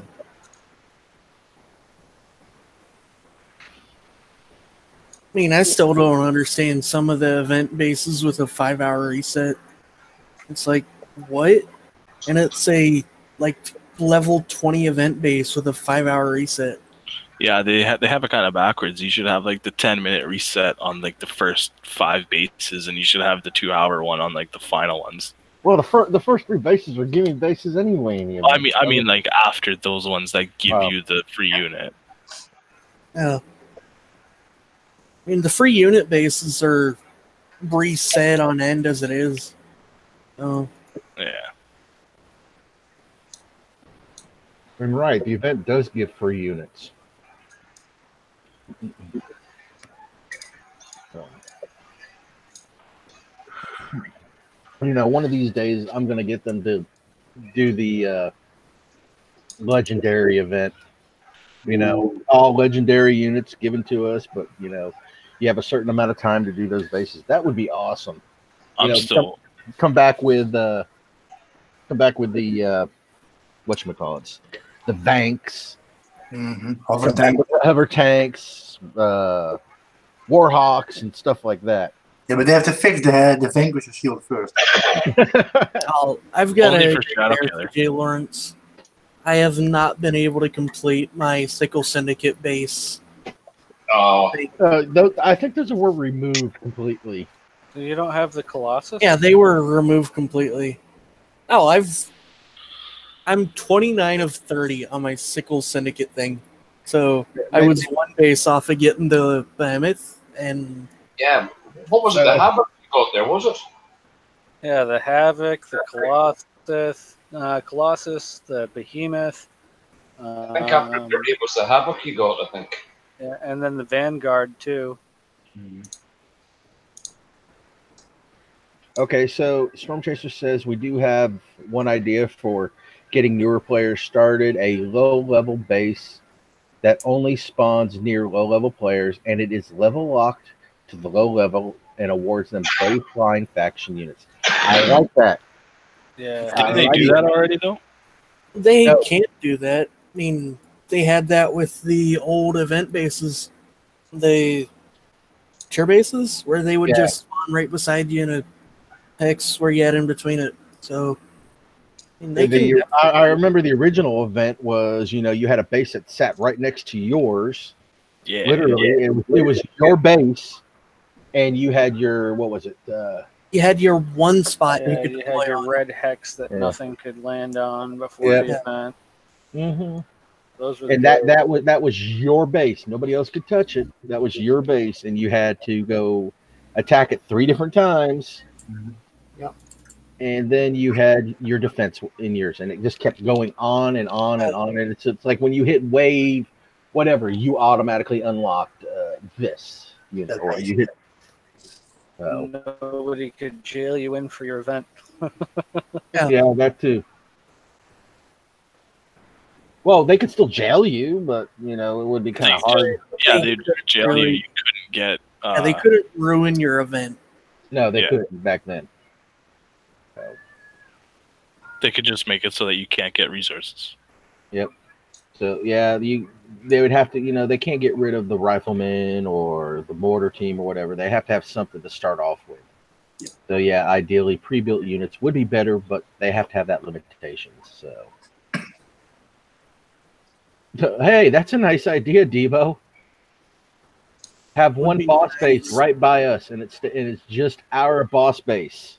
Mm. Yeah, and it unlocks every 500,000 or every million XP. That would be nice. I mean, even every 250,000 experience. Yeah, every 250,000 event XP, the boss base pops for 10 minutes. Or for one attack or something, I don't know. Make it 1 hour so that you actually can do it. And that way, people are making sure to do their own event so they can actually do the boss bases instead of literally only logging in for the boss bases. Like I know some people doing the events. There you go, Storm Chaser. That'll reduce the number of boss bases out on the map. We have one dedicated just to us. And could you do that on the raid sort of panel there? You know what I mean? War efforts. I'm still waiting for my platoon tab. That's event. Devo, that would be kind of like hindering the lower levels. Unfortunately, if they did it to where when you finish the event full playthrough. Yeah, not everybody can do it, but they can actually do the boss bases. Yeah, personally, I have more issues with the last 3 bases in the event than I ever do the boss bases. Yep. Well, Cyram City and JB does some awesome videos. So. Yeah. And even Zach over here does awesome videos with his SF. I still don't know how he does it. Skill. Something a lot of players are lacking nowadays, unfortunately. Storm just said, I don't think we currently have the ability to do that, but maybe someday. Well, it's something to think about. Yeah. I mean, it's another idea. Put the idea in their heads. So I gotta work early in the morning, so I gotta jump off of here. Well, thank you for joining, Anonymous. Go ahead and give your moans, groans, complaints, and a shout out. Shout out to the panel. Shout out Home Sector 87 MOD Clan. And shout out to Storm Chaser.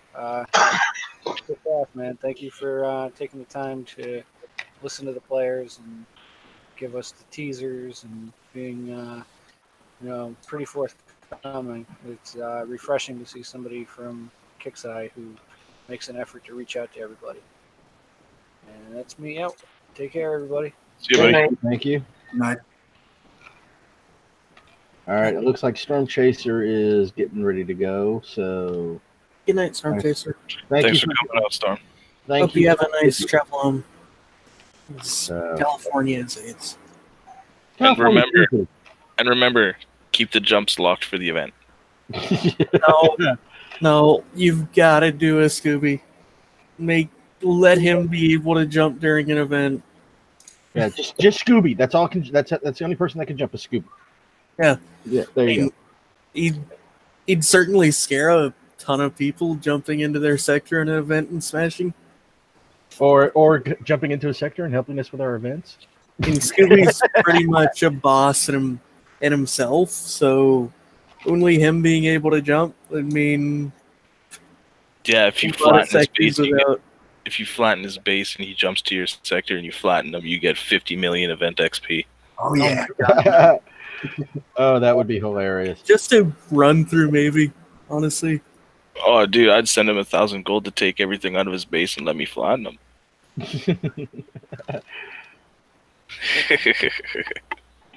Yeah. Well. Uh-oh. I regret saying that now. Storm just said you guys are onto something. Getting event XP for hitting PvP bases, fucking rights. Let's go. There you go. Oh yes, another way. Please. 1 million XP every base. But level lock it. Lock it. So With if you're the over, way if you're it over, is, I know if you're Kixeye over has level- all their personal bases that they send into different sectors during infamy resets. They could certainly do things with that.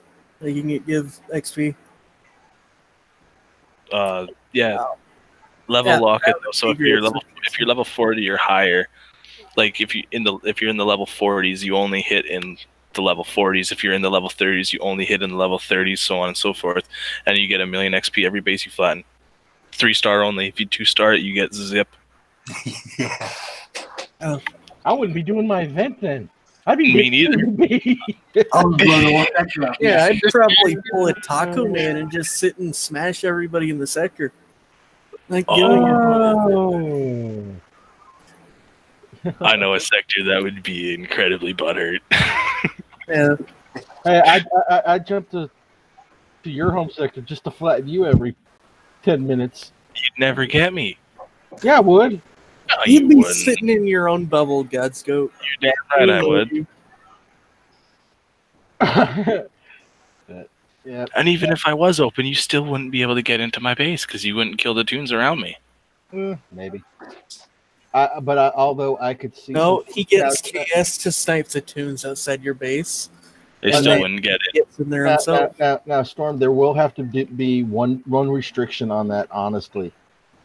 This is the only restriction. Warpath rules apply. You can only hit that base once. Okay. I would have to say Warpath rules would have to apply on that one.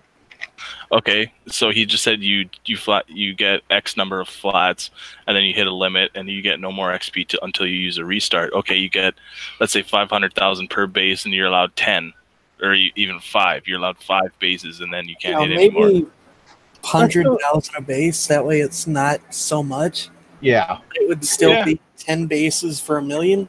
That's that'd be basically an extra playthrough. So that would give people something to do besides hitting the same event bases over and over. Oh my god, I love it. Yeah. What time would you do that? You wouldn't do it the first 3 days. It would be the last 3 days, wouldn't you? I'd do it the entire event. The whole time. The whole time. All the time. I mean, it's not like People he just said involved. warpath rules. So you'd hit one base, and then you wouldn't be able to hit them for the rest of the event. that would make people want to spend events in an enemy sector and actually do things instead of just sit and repair. Storm is on a money-making idea there. Yeah. How about the effect that anyone would be able to start their event whenever they feel like it, and the clock would start when they started it? No. No. Well, That's I'll too much tell you of a- exactly what I would do. This is how I would do my events. I would burn all 4 restarts on the first 2 hours, hitting bases and restarting. Then I would do my event, get to the restart token like I would normally do anyways, and then hit my bases and then restart, and then do my event, get to the restart token, hit my bases, and I would just keep doing that for 7 straight days. Yeah, I mean that's having. That's how I do, That's how we do it my now. events. Yeah. Yeah, I mean that. It would give variety to the spice of life instead of just hitting the same event bases over and over is the thing. I'm just saying, there's some people that are not able to start on the day that This is over. Yeah. So, Yeah, I understand where you're coming from. like maybe you have like a 7-day window, but you have 5 days to do the event. You know, kind of like we have the special ops. Like we have a week to do it, but we only have 3 days to. You see what The rest of my idea is that you would also get XP for successful PvP defense. Yes, I I like. mean, our defense platoons already get a reduction as it is, killer. Add infamy to it, and you're on to something, Storm. I mean, you'd already get infamy from smashing people as it is. So Yeah, but if somebody hits me and doesn't flatten me, I'd get event XP, but I wouldn't get infamy. If you make it so that you get both, defending your base becomes viable again. Yeah, I think you should get something for defending. Oh, I like it. Not that it's often online. It's defense, anyways. Next event. We don't have enough time for it to come into effect this event. But our February event, make it happen, Storm. No, it's probably going to take a little longer than that to code it. yeah, it would probably take him like 6 months to do something like that, but it would be a nice thing to see happen. Honestly, My birthday month is March. Make it happen then. It'll be a year present to me. Mine too. Let's do it on March. It's like half 2 it here would and 1 there. probably take him longer than that. Honestly, You could even name the event March Madness and get sued by the NCAA. No, you got to do it in A Canadian would say that. Hello, Who left the door open? I'm going to skip off there, so I'll do my shout out here, guys. Not there. Thanks for the invite again. They're not there. We're going to run a wee show there on Friday at 1 p.m. Eastern for the holdout show. Thank you, Anton. Thank you so much. Thanks to everybody on YouTube there. So I'm just going to head on to bed. Skip, catch us in there. Sorry, you just come on up. Oh no, hello, darling. I'm glad I caught you before you went off to bed. Love you. I'm from Canada, killer. God's great. There. Thanks again for the invite there. Everybody, take care. Keep it classic. Well, Skip, I know you've been listening to all this. No, well, I just got home. Tonight was my birthday dinner at the Japanese restaurant. Oh, well, we've been home for a little while. Jim and I continued the celebration after dinner. So this is my after dinner celebration after party. Oh well, you're gonna have to watch this over again. But yeah, we're coming up with some new ideas for events. Okay. But watch like the last Kixeye comes up with.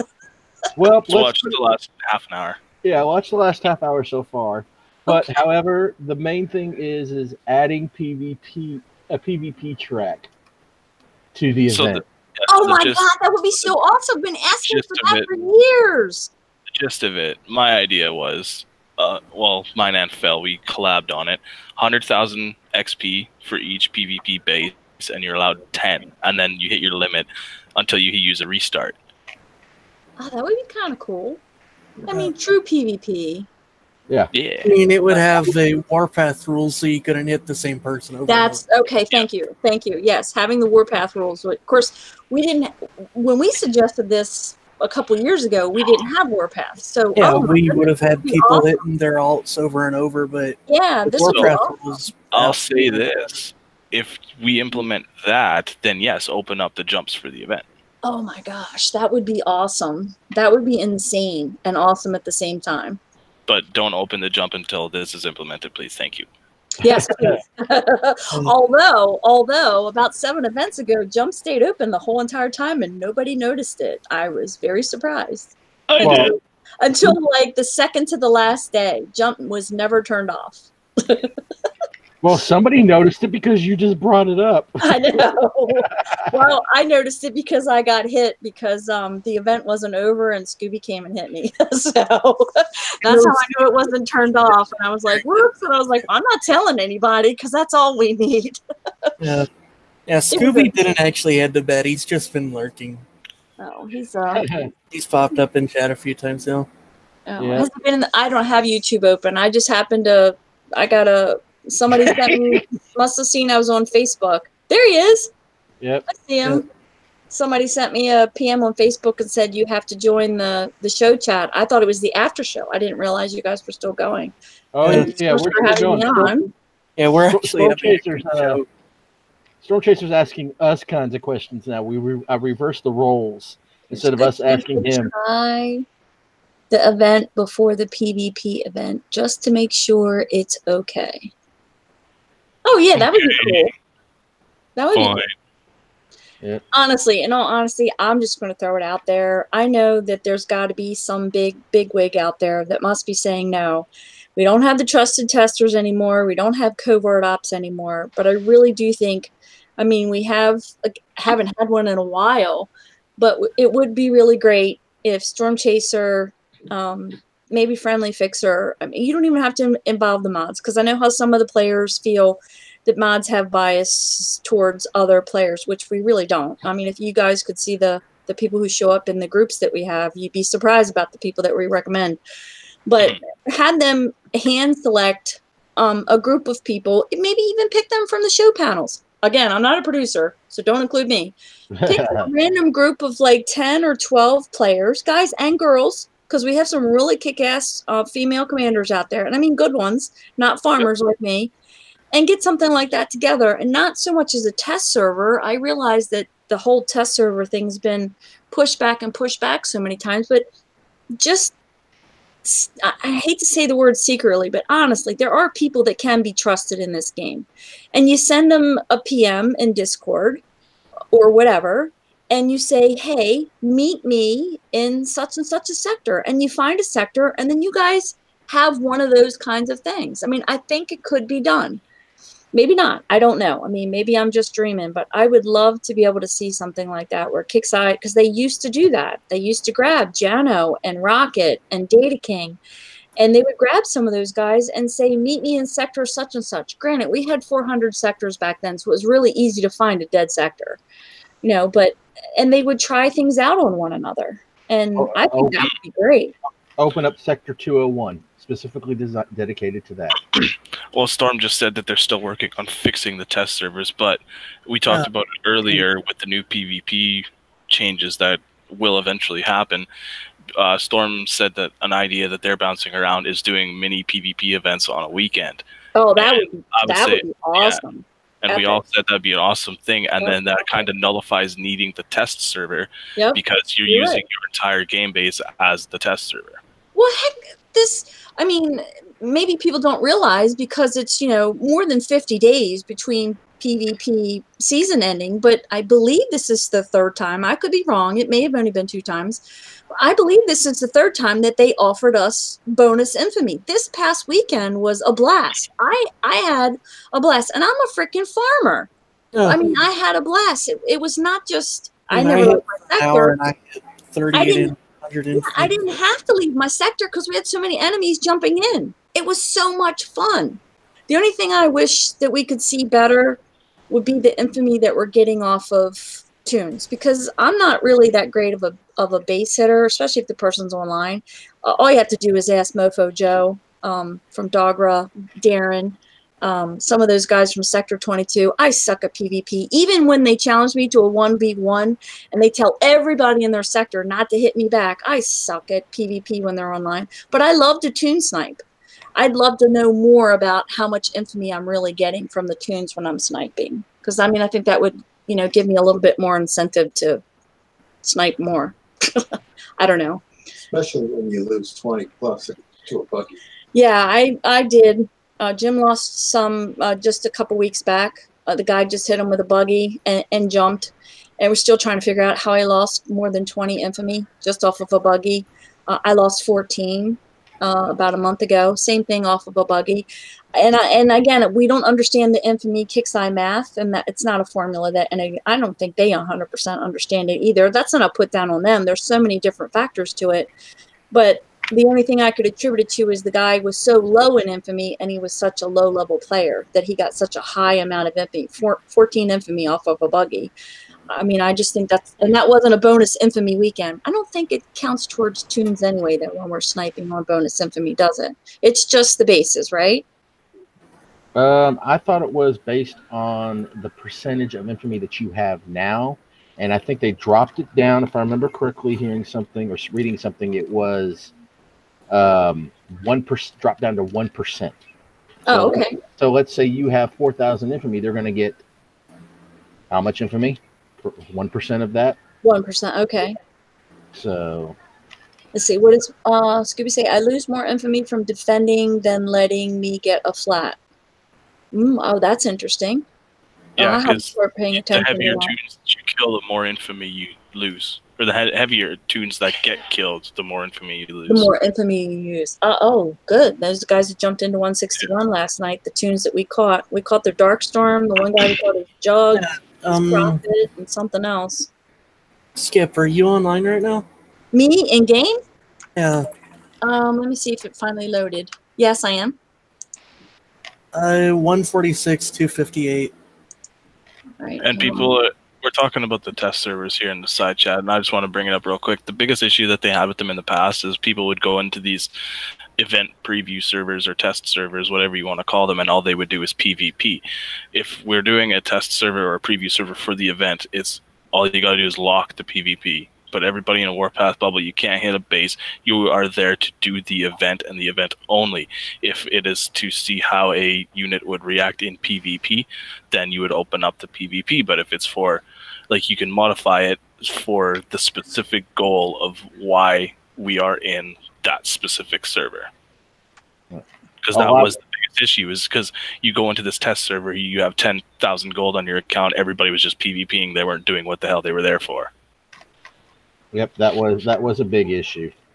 It's like, oh, I got 10,000 gold. I'm gonna go. Oh, I want to go bubble. I want to go bubble Godscope. I've never been able to do it because it cost me an arm and a leg. Hey, I just bubbled him because I just wasted my 10K gold. That I got for free, and now you can no longer do what you were supposed to do. And now, as I say that it's an easy fix, I'm not gonna say it's an easy fix. It's the obvious fix for that is you lock the PvP. If you're doing the preview server for different PvP rules, then you would set it up to match what you're trying to do. But back then I don't think they had the technology to do that, but now I believe we do, especially with Warpath, knowing that you can get those Warpath bubbles where you can't attack that person again. Everybody that goes into that test server has a Warpath bubble, and you just do the event. Yeah, I mean, I would. The other thing being, though, is now probably a coding nightmare. But the thing that Storm Chaser brought up, though, with us being basically have a mini event to test new PvP rules, you know. Yes. Another thing I would like to bring up is, please let us land hookers on mountains again. This is really frustrating, trying to hit a base that's surrounded in platoons, but you can't land on the mountains anymore to actually hit the tunes that aren't in attack on the mountains. Or somebody's tune or a base in between the mountains. Yeah. Yeah. They'll eventually get to that. So. All they need to do is just make it so you can't fly over the mountains anymore and block the mountain areas. And that's the thing is, if you block it, then there's nothing that can be inside it. Well, it's I honestly don't want to screen share this as it's a dude 69ing, but this is the problem right here. We used to be able to go onto these mountains to actually hit these tunes that are under attack when they ended, but we can't do that anymore. So I don't want to talk about the map too much. I have too many things about the map that I would like to change. Get rid of depots. We talked about that. We talked about that. I was like, Yeah. there's so many things. Yeah, It's like I'd like to change that would free up. I know we hear it over and over again about, oh well, I don't get to log on that much, and that's my way I get my metal and oil. Seriously, there are so many ways to get resources on the map right now. You don't need those. You don't need those depots anymore. Storm said they're working on removing the old depots and adding new ones and making them fewer on the map. That's cool. That's cool. I mean, back in the day when you could, use what was it called, the forward ops, where you could hide a tune in there, to be close to an enemy or something. But that's when we had to pay to jump. Nowadays we don't have to pay to jump, so everybody jumps. I mean, forward ops in a depot next to an enemy, and depots in general, were more relevant because everybody had to pay to jump back then, so people didn't jump as much. And it's not like the forward ops are actually enabled anymore as it is. You put on a forward op, all it does is make your tune able to go to that base. It doesn't even teleport it or anything, or even let it go through things. Well, you remember Storm Chaser? Forward ops are literally useless these days. Yeah. He just said we're actually considering making mountains straight up pathable, perhaps a reduced speed. That would be great, honestly. Anything to make this crap with mountains being blocked on one side and not being able to go over them would be great. Bring back drop ships. Not gonna happen. Yeah. Here's how you fix the issue that you had with them. You make them unlimited stack. Or not stack at all. Well, then the dropship's no better than a hooker. But if you make the dropships unlimited stack, the dropships are double the speed of hookers. So yeah, but that's not why we want the dropships. We want the dropships to stop the 69ing. Yeah. Happy birthday, Skip. Oh, thank you very much. Aren't you guys going to sing for me? Oh, I will. Don't worry. Give me time. Give me time, hon. Let me know when that's going to happen. So I can a harmonization. I want everybody to sing. Well, Godscope is going to put his earplugs in when I sing. So. I'm going to unplug my headset. Everybody has to sing. Yeah, they sang to me tonight at the Japanese restaurant, and I actually cried. It's been such a long time since anybody's actually sang happy birthday to me. They brought out this big fried ice cream cake kind of thing with sparklers on it and everything. It was very nice. I was going to sing you happy birthday, but somebody's voicemail was full. I can't hold it. And I was going to do it as a joke. I was going to deactivate my Facebook so that people couldn't send me messages, but I did forget. I had my Facebook locked down so tight. I did get a message from Facebook. Somebody tried to hack into my account again. Thank you so much, all of you War Commander people that love me so much or hate me so much that you feel like you want to try to hack my Facebook. But yeah, it was someplace over in somewhere over in the Middle East. I don't want to name the name of the country, but they backtracked the location, but I didn't have to deactivate it. But I locked it down so tight, nobody could post on my page. So I had, oh my goodness, more than 300 PMs. Thank you to everyone who took the time to actually send me a message.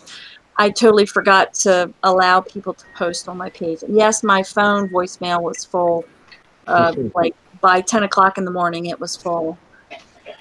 So, and I didn't realize it was full, and the phone would ring, and it, if I was in another room or doing something else, I'm like, yeah, they'll leave a message. I didn't realize that it was full. Until you left that message, I had no idea. Yep. I was like, I would have left you a voicemail, but it's full. All right. Your box was full, and we know how you love But I love a stuffed box. Oh, wow.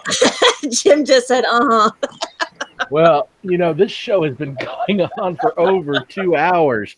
Holy crap. Oh, but I love the fact that everybody came in and hung out. And I don't have YouTube open. I'm just seeing from what's being scrolled over there. Hello to everybody in YouTube, the people that I could see. No. Thank you. Who did? Skip. Yes. I'm about to give you a birthday bubble. A birthday bubble? I already have a bubble. Oh my god. No, you don't. Not anymore. Quick, Storm Chaser, pop it. Pop it. Pop a bubble. I don't even have any tunes, actually. Yeah, I already have one. Nah, I secretly asked Bernie, hey, it's my birthday. How about, having a bubble for the entire month? No, I'm just kidding. I'm kidding. Guys, I'm kidding. I'm really kidding. No, I need a base redesign is what I need. My base still says, implemented hello Kixeye inside. I really need to change that. No, you got to leave it. Sorry. We're not allowing you to change that. I'm surprised about the last two guys who came to hit my base. There are 2 units that you can use in my base that you'll take very minimal damage that will completely decimate my base. And it does not include raptors. And there's no missile bastion in there currently. And I can't believe this. The last 2 guys that brought in, they brought their ground. I mean, they got chewed alive. I was just like, the one guy lost his Darkstorm, half of his Prophet, half of his Jug. And I'm like, dude, I actually typed in the global, use your Herald. What the hell? Because it's just like, he was taking so much damage. I was like, oh my God, it's so easy. I've found most attackers these days don't actually have their Herald in their attack zone anymore, in their air, because they think it gives too much repair. Yeah, but most people don't realize a lot of bases don't have a lot of just straight anti-air only. Yeah. I see more people setting up their bases now which made me very happy for the bonus infamy.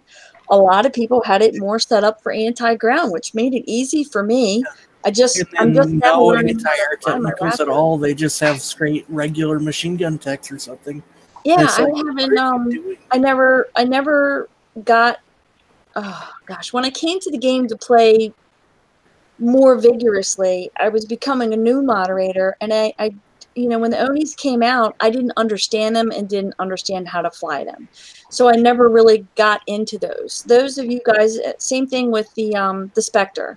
I didn't understand that kind of air technology because I was just becoming a War Commander moderator. And then Jano left, and that was like a big drop of losing him as a moderator. So when the Raptors came out, I was so excited when they came back out. And I love my Raptors now. These guys that have their bases set up for all ground, I mean, holy Moses, a couple Raptors, and if you fly them the right way and zip, zam, zoom, and then I bring my Herald in, your base is flat. I can't believe how vulnerable they leave themselves. Yeah. I'm sure they might have 2 hunters or something, but the Raptors just annihilate hunters, so... Yeah, you can use Raptors, siege, and high-level gunships and flatten me with air only, but if you dare bring ground into my base, it's all dead. And I'm watching City's videos because I know he won't mind if I say his names, but I'm loving watching, and I don't want to necessarily, I won't say give away the secret, but I'm loving the way that he diversifies his gunships, where 2 of them almost, in my opinion, become like suicide gunships, and the other ones are the strategic ones. And I'm learning, the gunships were the hardest air that's new, that I've had to really try very hard to learn how to fly them. And I can't, but I still suck at PvP with them because I guess the adrenaline gets pumping and I get so nervous. But PvE, I've got them down pat now. I know exactly where I can use them, where they're gonna, where they would get slaughtered, and how to fly them better. And I can't remember what bases it was we were doing. It was one of the token bases where you would get, 3 and 3 and 3 and 3. I don't remember which base it was, it was probably a Sentinel token base. It's like the backwards island one where you're backed into like a cavernous area, and it has the river that runs through the middle with the cave with the grate over it. I don't remember. It has and then it has the other little tiny island off to the right. Anyway, that's the one where I learned how to fly my gunships, and now I understand how they target better. But I still suck at it in a PvP base. City makes it look easy. It's like when Leinster used to do videos for PvP with the Archangel and the Spectre. He just always made it, Scooby, another one, always made Archangel and Spectre videos look so easy. And I mean, it didn't matter how much gold I put into that unit. If you can't fly it, it's just, it was a waste for me. It's just practice. Yeah. There's just some things I enjoy practicing at more than others. Yeah, Spectre was a hard one to learn, but if you actually understood how to use it and you were good with it, you would flat literally anything. As long as there weren't floaters in the base. The players that were good with the Spectre and the Archangel at the same time, I find are absolutely god tier with the gunships. Mhm. Like that's where I shined, was when, because I had the Spectre and I was all right with it, and then the Archangel came out and I kept practicing using both of them at the same time, and as soon as you got the hang of it, it was unstoppable. Yep. Because I earned the Spectre, never built it, but when I got the Archangel, I don't think I was in Leinster's crew at the time, but it was, like kind of traveling companion along with the crew at the time. And he's like, "Oh, Skip," he goes, "the Archangels," he goes, "you'll love it. It's just like the Spectre." I'm like, "I have that, but I never built it." He goes, "What do you mean you never built it?" I mean, that's just one of those things where I guess because it looked too difficult, it's bad enough I can't walk and chew gum and snap my fingers and smack my husband on the ass at the same time. I mean, flying Spectre was too hard for me. Sorry. It is what it is. A gunship hero would be tits. Oh, yeah. Oh, can you imagine a gunship hero? Oh my god. It's coming, guys. You know it is. The next hero, honestly. Heck, we got a phalanx here. We've got to have a gunship hero. Yeah. I agree, yeah. I mean, I figure it's either in this set of heroes or the next set that's upcoming. Yeah, but David, we already got the Malcolm for Survivor, so it's already taken. Yeah, it'll be the next set. Yeah. Probably. And just remember, guys, when you have your Skipjack, your Max, and your Weaver Mac at level 6, you can put all 3 in the same platoon in your base defense, along with the 4th hero. So you can have a total of 4 heroes. Yeah. I don't have to use a plain old I can use a plain old hammer with Skipjack anymore. I can use roll, and I love it. I love it, love it, love it, love it. And that's just it's two. Des and Skip together again. So that's the way I see it. I mean, it's not, it's like I have some people who say it's like, "Oh, well, it's not as good as this." She's not it's not like Jericho or Dina. It's not an all-purpose unit. It's not the end-all, be-all. But when it comes to aggressiveness, you put her with any kind of massive tank or whatever and a couple breachers, freaking lethal, one shot, bing, bang, boom. I mean, okay, so she's a niche unit for that, but that's what she's good for. So, it doesn't have anything to do with me. It wouldn't matter what the name was. I never really got into Pandora that much, but other people, swear by Pandora. It just depends on how your gameplay is and what you like to do, the way you like to approach a base, PvP or PvE. Yeah, I really like the Skipjack unit in the base now. Oh, I love it. Listen, Skip. I had the Roland in there, the Skipjack, the Max, and the Weaver. Yeah, all 4 with zombie fire on. And the guy was piloting a phalanx too with 12 phalanx in my base. That was the other, yes. And the other guy that came to my base over the weekend, and he was upset because he lost 2 phalanx plats. And I'm like, move to the 9 o'clock spot where it says hello. It's just wall pieces. Why are you trying to come in at 1 o'clock, which is where my base is slam, or first base? Why are you trying to come in on that corner with? And he was just like, and he called me a hack. You're a freaking moderator hack. Like, no. Imagine 4 zombie fires shooting at 12 phalanx. It's like boom, one cloud. They're one hit. It literally is one, and it's so fast now because it's do one zombie hit. fires stack? Yeah. Of course, 4 heroes with zombie fire. It's like boom. For the heroes. I mean, it was just, like with Phalanx, it's one shot. Well, it depends. Before Probably shouldn't have said that 5. That's going to get fixed real quick. I mean, just a few breachers and Skipjack, one shot on a tuna Phalanx, and then boom, the second round of shots would take care of the Spartans. I mean, it happens that fast. Of course, they were underneath my CC. If you're dumb enough not to scout my base and see that, that's your problem. But most of the time, my base looks undefended, and right now it is, but I have a bubble. But later on, if you decide that you want to come out this way and figure me out, you can. All right, ladies and gentlemen, it is almost 9 o'clock. I have work tomorrow. Your time. 9 o'clock my time. I have work tomorrow. So we are going to start to wrap this little bad boy up. I think this panel and YouTube gave Storm Chaser some good insight, some great ideas. Yep. And he's been, I would, quick, while you're saying that, great ideas. Storm Chaser has been throwing out some really great teaser ideas in Discord. I can't say it enough. If you're not on Discord, this isn't a moderator speaking. If you're not on Discord, just give it a try. Just give it a try and hang out in there.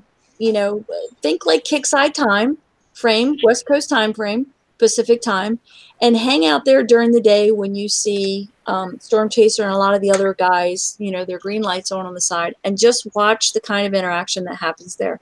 I love the teaser questions that he puts out there because it really gets a fabulous dialogue going. And if you don't want to watch, you know, our Unshackled, if you don't want to watch city shows, whatever other shows that are out there, if you don't get into the shows for whatever reason that you do or you don't participate in the shows, get into Discord.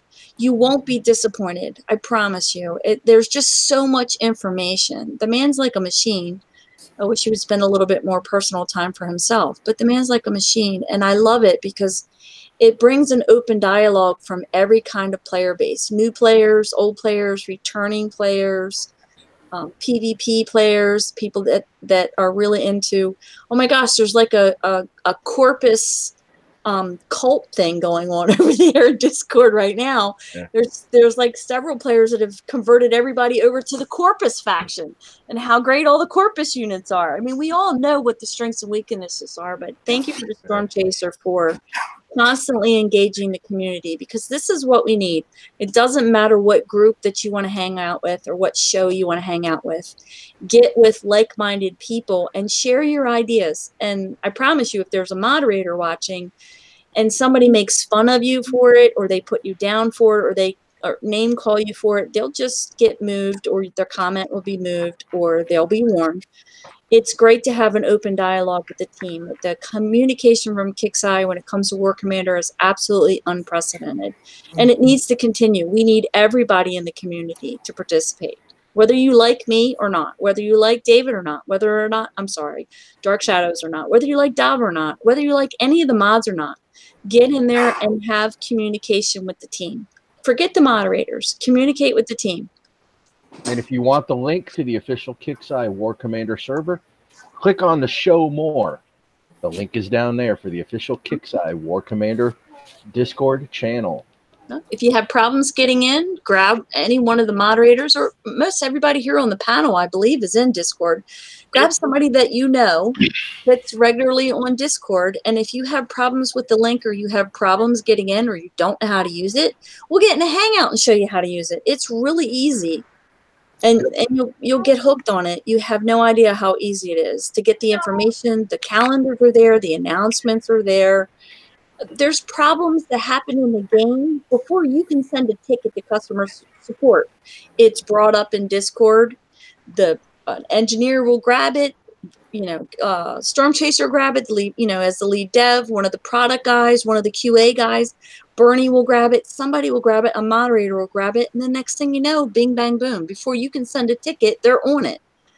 So, you know, it's a great way to share with the rest of the community about a game that you all like to play, regardless of what your affiliations are. Get out there and be part of the community. And you don't have to use your game name.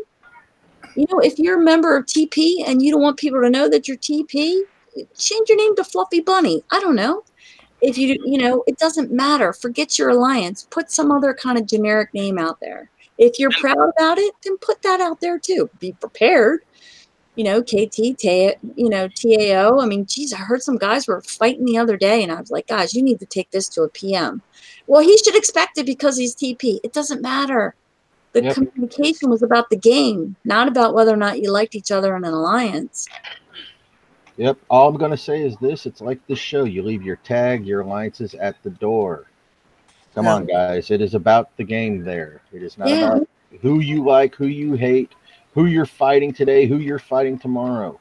Even then, if you're in the Discord, don't be scared to put your, like, if you're TP, don't let that be a reason why you're not in the Discord. Yes, please if someone's going to try and bully you because you're TP or because you're AF or KT, like, we'll crack down on it. And heck, heck, it does. Sometimes it's not even us. Oh boy, we get blamed a lot. Bernie sees it, and people just disappear. No. I mean, we were like, I'll say to David, did you do that? He was like, no, I didn't do it. And we know Dob is at work, and we know, because, Cybertoad maybe left us a message, hey, I'm leaving in an hour for work. So we're just like, what happened? And then, later on in the afternoon, oh, by the way, we'll get a message, and it'll be one of the team members that does it. It's about the fact that we all play a game. It's like when I say about we're all human beings, and we all live on this third rock from the sun. Same thing with War Commander. Do you remember the Kixeye that never communicated with us? Oh, yes. Never listened to our ideas, just did whatever they wanted to do whenever they wanted to do it. This team is not like that. This team is not the Battle Pirates team. This team is one of the reasons I've come back like I have recently. Exactly. Just had a young man that came back. His dad's came back after not playing for over a year. This young man has been deployed twice for his country, and he hasn't played for 3 years. And he decided to come back to the game. He had no idea how much the game had changed. And the things that he saw that his father was saying was things that he wished that had happened to the game 2 or 3 years ago. So you might be surprised if you get into Discord, if you share something, if you don't believe in coming to these shows and sharing things on the show and getting in the YouTube, get on the Discord and start sharing your ideas. What Dark Shadow said, Ghostface Killer is about to come back to the game. Oh, I can't. I've not seen him in forever. Well, I know. Charlie would love it. I think if Shadow Killer's health was a little bit better right now and he didn't have a lot of things going on in his family, I believe Shadow Killer would come back. I keep teasing Jano to try to get him to come back for a Legend show and see if we can get him. The only thing I'd be worried about with Shadow Killer coming back is how fast he would get banned from Discord. No, he hasn't been banned yet. He hasn't been banned yet. He also doesn't talk in it, so that's exactly. He's in the Discord, and sometimes when he's in, on the side, because I know some of you guys play some of the other games, it'll say one of the games he's playing now it's like Skyfall or Ceiling Fall, or it's something like that. It's not like the James Bond movie Skyfall. Heck, Storm Chaser was playing one I had never heard of the other day. It posted on his Discord, and then I went and looked that game up. And that looked really cool. I'm like, I can only play so many games. I don't want to have to get involved in all of these. He was playing, I think, StarCraft 2 Sunday. That's it. Exactly. Got it. Play it. I figured as much. Oh, he's actually still listening. Oh, geez. I thought you left. As long as it's not Fortnite, I'm not going to make any jokes about Fortnite because I know there's a lot of guys at Kixeye that also play Fortnite and some guys on this panel that play Fortnite. None of the ones that Kixeye are better than me. Proudly proclaims he's an 8-year-old who plays Fortnite. So okay, Killer, what do you got? He's got guys. What, Killer? Come on now. What is it? Make it quick because we're about to do the wrap up. Guys. Wait. So while you're doing guys, let's do this wrap up, guys, because it is because it is 9 o'clock my time. Let's go ahead and start with the one Rob or the one you can start, and Zach, please type your shout outs in the side. I have something to say with my very ill head. Happy birthday, dear Skip. And yeah, thank you all for being on. I'm not going to sing a whole song because that scares the audience away, but you guys have the side chat open. Please close it. Oh, sorry, hang on. That's all right. No big deal. Oh, it's me showing. Oh, sorry. I forgot. I had screen share going on. So. No big deal. Nothing. I don't have YouTube open. I did see a brief comment, something about the only person Scooby would 69 with would be me. Thank you. That's a compliment. Yep. All right. Godscope, go ahead with your final moans, groans, complaints, and shout out. Well, I'm not allowed to air my moans and groans and complaints on the show, so I won't. But shout out to everybody watching. Shout out to the panel for letting me come on. Happy birthday, Skip. And shout out to KS Man of War, the dumb shit, and Kurt, my boy. Ooh, that I like that idea, Killer. The gunship hero with targeting like Inspector. Like that idea. So does Storm Chaser. All right, Fell Hunter. Your moans, groans, complaints, and final.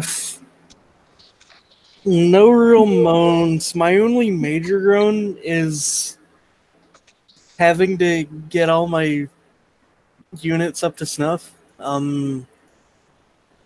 Complaints. Honestly, if Cerberus tech bases could be spawned soon, I'd be very happy. I've not seen them in a while. Shout out to the panel. Shout out to 161. Happy birthday, Skip. Thank you. All right, thank you. I Now, think Zach. that's it, honestly. Zach's shout out is to the panel, to YouTube, to Kixeye for reducing upgrade times, and happy birthday, Skip. Thank you, Zachary. All right, Skip. I know you didn't watch the whole show, but you were on towards the tail end. Moans, groans. Well, no moans, please. I don't want any. I don't want these guys to have to get a towel already. Fair. Your complaints and final shout outs. I have a belated birthday song I'd like to sing. Oh, go ahead. Not to myself. Okay. Okay. I hope he's watching. I'm not sure. Happy birthday to you. Happy belated birthday to you. Happy birthday, dear Chad. Happy belated birthday. Thank you for being a good friend to you. I think everybody just got a towel ready. I would like to remind everybody to have fun during the holdout event. And I would like to echo the sentiment of a few other people that have posted about holdout. If you can, holdout is actually really fun. It's become one of my favorite things to participate in now. If you think about it with the new reductions and you can set your base up, concentrate on holdout, have some fun, and don't worry about if your base gets hit, and put one of your longer upgrades in. Pick a 6-day building upgrade or whatever, bunker tower or something like that, or some power plants or something. I mean, yeah, it takes the power down in your base, but take this time during holdout to go ahead and do that before the actual event happens. And then when we have the monthly event, if there's something else that you can upgrade that wouldn't necessarily hurt you for your base defense, go ahead and do that. And remember that if you haven't got to the level yet in your buildings that do unit production, when you're upgrading those buildings, your units still produce. So if you don't, I heard someone say on Discord, but if I upgrade that building, then I won't have my units won't produce anymore. That's not true. So you might not be able to upgrade something inside that building, like say, the hangar, for instance. You might not be able to upgrade air, but whatever it is that you have producing out of your hangar will continue to produce. So think about that during holdout. If you're not so worried about PvP, concentrate on holdout. Get yourself some of those logistics for those repair tokens. Get yourself set up, for really well for the event, so you can have some extra repair tokens. So in case you make a mistake or you don't quite handle a base correctly, you'll have those logistics to get some free repairs out of it. So plan ahead. Thank you so much for letting me pop on. I had no idea you guys would still be live. Thank you, Storm Chaser, for participating with the community and event. And again, I'd name you off one by one through YouTube, but I don't have YouTube open. I was just going through the screen share. Thank you for everybody who showed up to support Unshackled, and those of you who go from one show to the next, supporting the community, because that's what it's all about. That's why we're all here. That's why we all get together. And it's not just because of War Commander. It's the people that we meet and the relationships that we create. And remember that. that there's a human being at the other end of the keyboard. And even if you're frustrated or you're angry, try not to take it out on the person on the other side. You have no idea what that person is going through in real life. War Commander may be the one thing that they have that's positive. Try not to drag them down personally. Make it about the game. If you want to call him a pussy, call him a pussy. You know, you want to, you know, say he sucks, tell him he sucks. You know, if you say, hey, that base hit was, you know, totally blow. You want to do it again? Pop, let him do it again, but keep it game related. Just stop. I mean, I know one person which War Commander is literally the only thing he has. He plays it from his school library, and that's it. He doesn't have anything else. Yeah, I mean, I have this person unfortunately has passed away. It was from three years ago, but the gentleman played with, and I'm not exactly for sure how his whole computer setup was, but he was able to play, and he was disabled, limited sight, limited use of his hands, limited use of his voice, which is why he didn't go into hangouts very often. Once in a while, he would come into a hangout with me. But when I met him was back in the TeamSpeak days. And he was a severely injured military vet. And War Commander was something that you would think to yourself, oh, well, because of that, he didn't want to have anything to do with War Commander. He certainly doesn't want to play Farmville. But that, when people say, oh, well, that's sad that that's all that person had. Well, that's what he played in the VA hospital. And it was what he looked forward to. And when he went to the computer lab in the VA hospital, and they only gave them so much time, that's all that he had. So remember that you don't know what's going on with the other person on the other end of the keyboard. And yes, they're playing a war game, and you're playing a war game too. But the key point of that is the first word is war, but the second part of it is game. Yes, it's supposed to be competitive, but there's a human being on the other side. So be human to one another. Don't be animals. Actually, I can't even say animals because my animals are sweet and kind. Don't be assholes. Yeah, there you go. There you go. Evil Don't assholes. resort to hacking someone's account because you can't beat them on the world map, except the fact that you can't beat them and move on. Yeah, and also a shout out to David and thank him again because I know that he gets tired and he gets burnt out. And yes, I'm going to share personal information, and I don't care. And he can smack me later because I'll enjoy it, and so will he. He's a single father. He has a lot of things going on. I mean, he's taking care of himself and raising a daughter, and he has his own challenges in his own life, and he has a very energetic, busy, time-demanding, never knows what's going to happen from 1 hour to the next kind of a job. He loves what he does. He's a wonderful moderator. He's good at what he does. He doesn't look at tags. He doesn't hold grudges against people.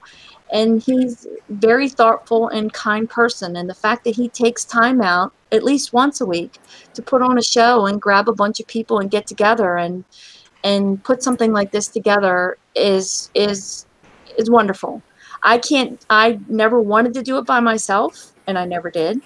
I only filled in when I needed to. It's not something that I wanted to commit myself to ever, and I commend him for that. And I would really like for everybody to, every once in a while, if David seems a little down, send him a joke or two. He has a really twisted sense of humor. Don't be afraid of offending him. Because if you don't give that information out, he will send you some really fucked up shit. So if it ever seems like David is having a down day, feel free to send him something twisted and humorous so to make his day. Do not send him 2 girls 1 cup though. The amount of times I have been a pubic hair away from blocking him on Messenger. Okay, hang on. Let's put it this way: between the hours of 8 to 5 Central Time. Central Time. Keep it classy because I'll be at work. That's right. If any time after that, before that, you're exactly fine. If it's not safe for work at that time, please don't send it to me. Yeah, that's exactly right. Yeah, he doesn't want to get fired for you sending him not safe for work. Yes, somebody's taking over his shoulder. Yes, how many times he sends me a message on Discord and he'll say, "You need to check your Facebook PM." but he'll send something like, make sure you go to the bathroom first. And he was right, because sometimes I don't listen. And afterwards I have to run. Like the last one I sent you? Yes, I laughed so hard. It was just, I laughed so hard I cried. So it was just The commentary from the guy just made it worth it. I know, it made it actually. And then you send me the stuff that you send to Destry, which is even more twisted. And then I still laugh because it's twisted, but then I laugh about thinking about what Destry looked like when he read it. So yeah, well, keep in mind we are 15 minutes away from 3 hours. Yeah. So with that being said, it's probably time to go into the after show. Honestly, 12 minutes. 7 hours, 12 minutes. YouTube tried to shut Dabba off. So, all right. So, with that being said, my final shout outs. I want to thank, first off, everybody on this panel and everybody that was on this panel for showing up tonight. I never expected to have a full panel, or at least close to, with one spot. We had 9 people, so yeah, it was very close to a full panel. I want to thank Storm Chaser for coming out on YouTube, asking us, or answering our questions, and then the role reversal of him asking us questions. I'm going to try to make that a weekly thing if possible, because or at least a monthly thing, the role reversal where you ask us questions, get our ideas, get the players' ideas. Granted, there may not be a lot of people watching the show at that time, but, there's always the rerun, and you guys can message him on Discord. Message one of us. We'll relay it to him, his idea. It's not a problem for us. It's not a problem for them. Just remember, it may take some time for them to reply back. Or since you said that, if you know there's a major issue in game, because especially if it spreads like wildfire, and you haven't been in Discord for a couple days, but obviously the team knows that there's a major issue in game, especially during an event, and you have a question about something else that doesn't have anything to do with the issue that's a major issue in game, save that question for a little later. Mm-hmm. I promise you they're not going anywhere. No, they're not. For a little later. Let them work on the problem that needs to get fixed, because it's so much better than having to take the game down during an event. Let them try to work on what they have to work on so they can get it in while whatever it is that we're doing is going. And then once things kind of calm down a little bit, then ask your question. Don't get mad if they don't answer you back right away, because they might be in the middle of something that's pretty heavy duty. All right. Well, I want to also thank everybody out in YouTube for watching this ragtag bunch of people put on a show. I want to give a special shout out to everybody on the Kixeye team for these massive updates that I do believe a lot of people are going to enjoy. Yep. Something that we've been asking for. A lot of things we've been asking for lately, we're getting. We got the Phalanx Hero. We got war production for the air units in our base. Oh, that's going to be sweet. That's going to piss me off. So excited. I was so excited when we got it, War Commander Rogue Assault. It's going to be epic. It'll be absolutely epic in War Commander. It just, you guys, it's unbelievable. I think it's going to add a whole new dimension to the game. Yep. Now, for those of you that said defense is dead, guess what? It ain't dead no more. Oh, yeah. So, and for the final shout out of the evening, in my best stripper club DJ voice. Oh, Jesus Christ. Happy birthday to you. Happy birthday to you. I want to ride that speaker. Happy birthday, dear Skipjack. Happy birthday to you. Wow. Thank you very, very much. I need it now.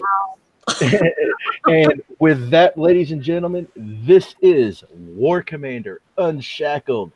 Peace out, baby. Bye, folks. See ya.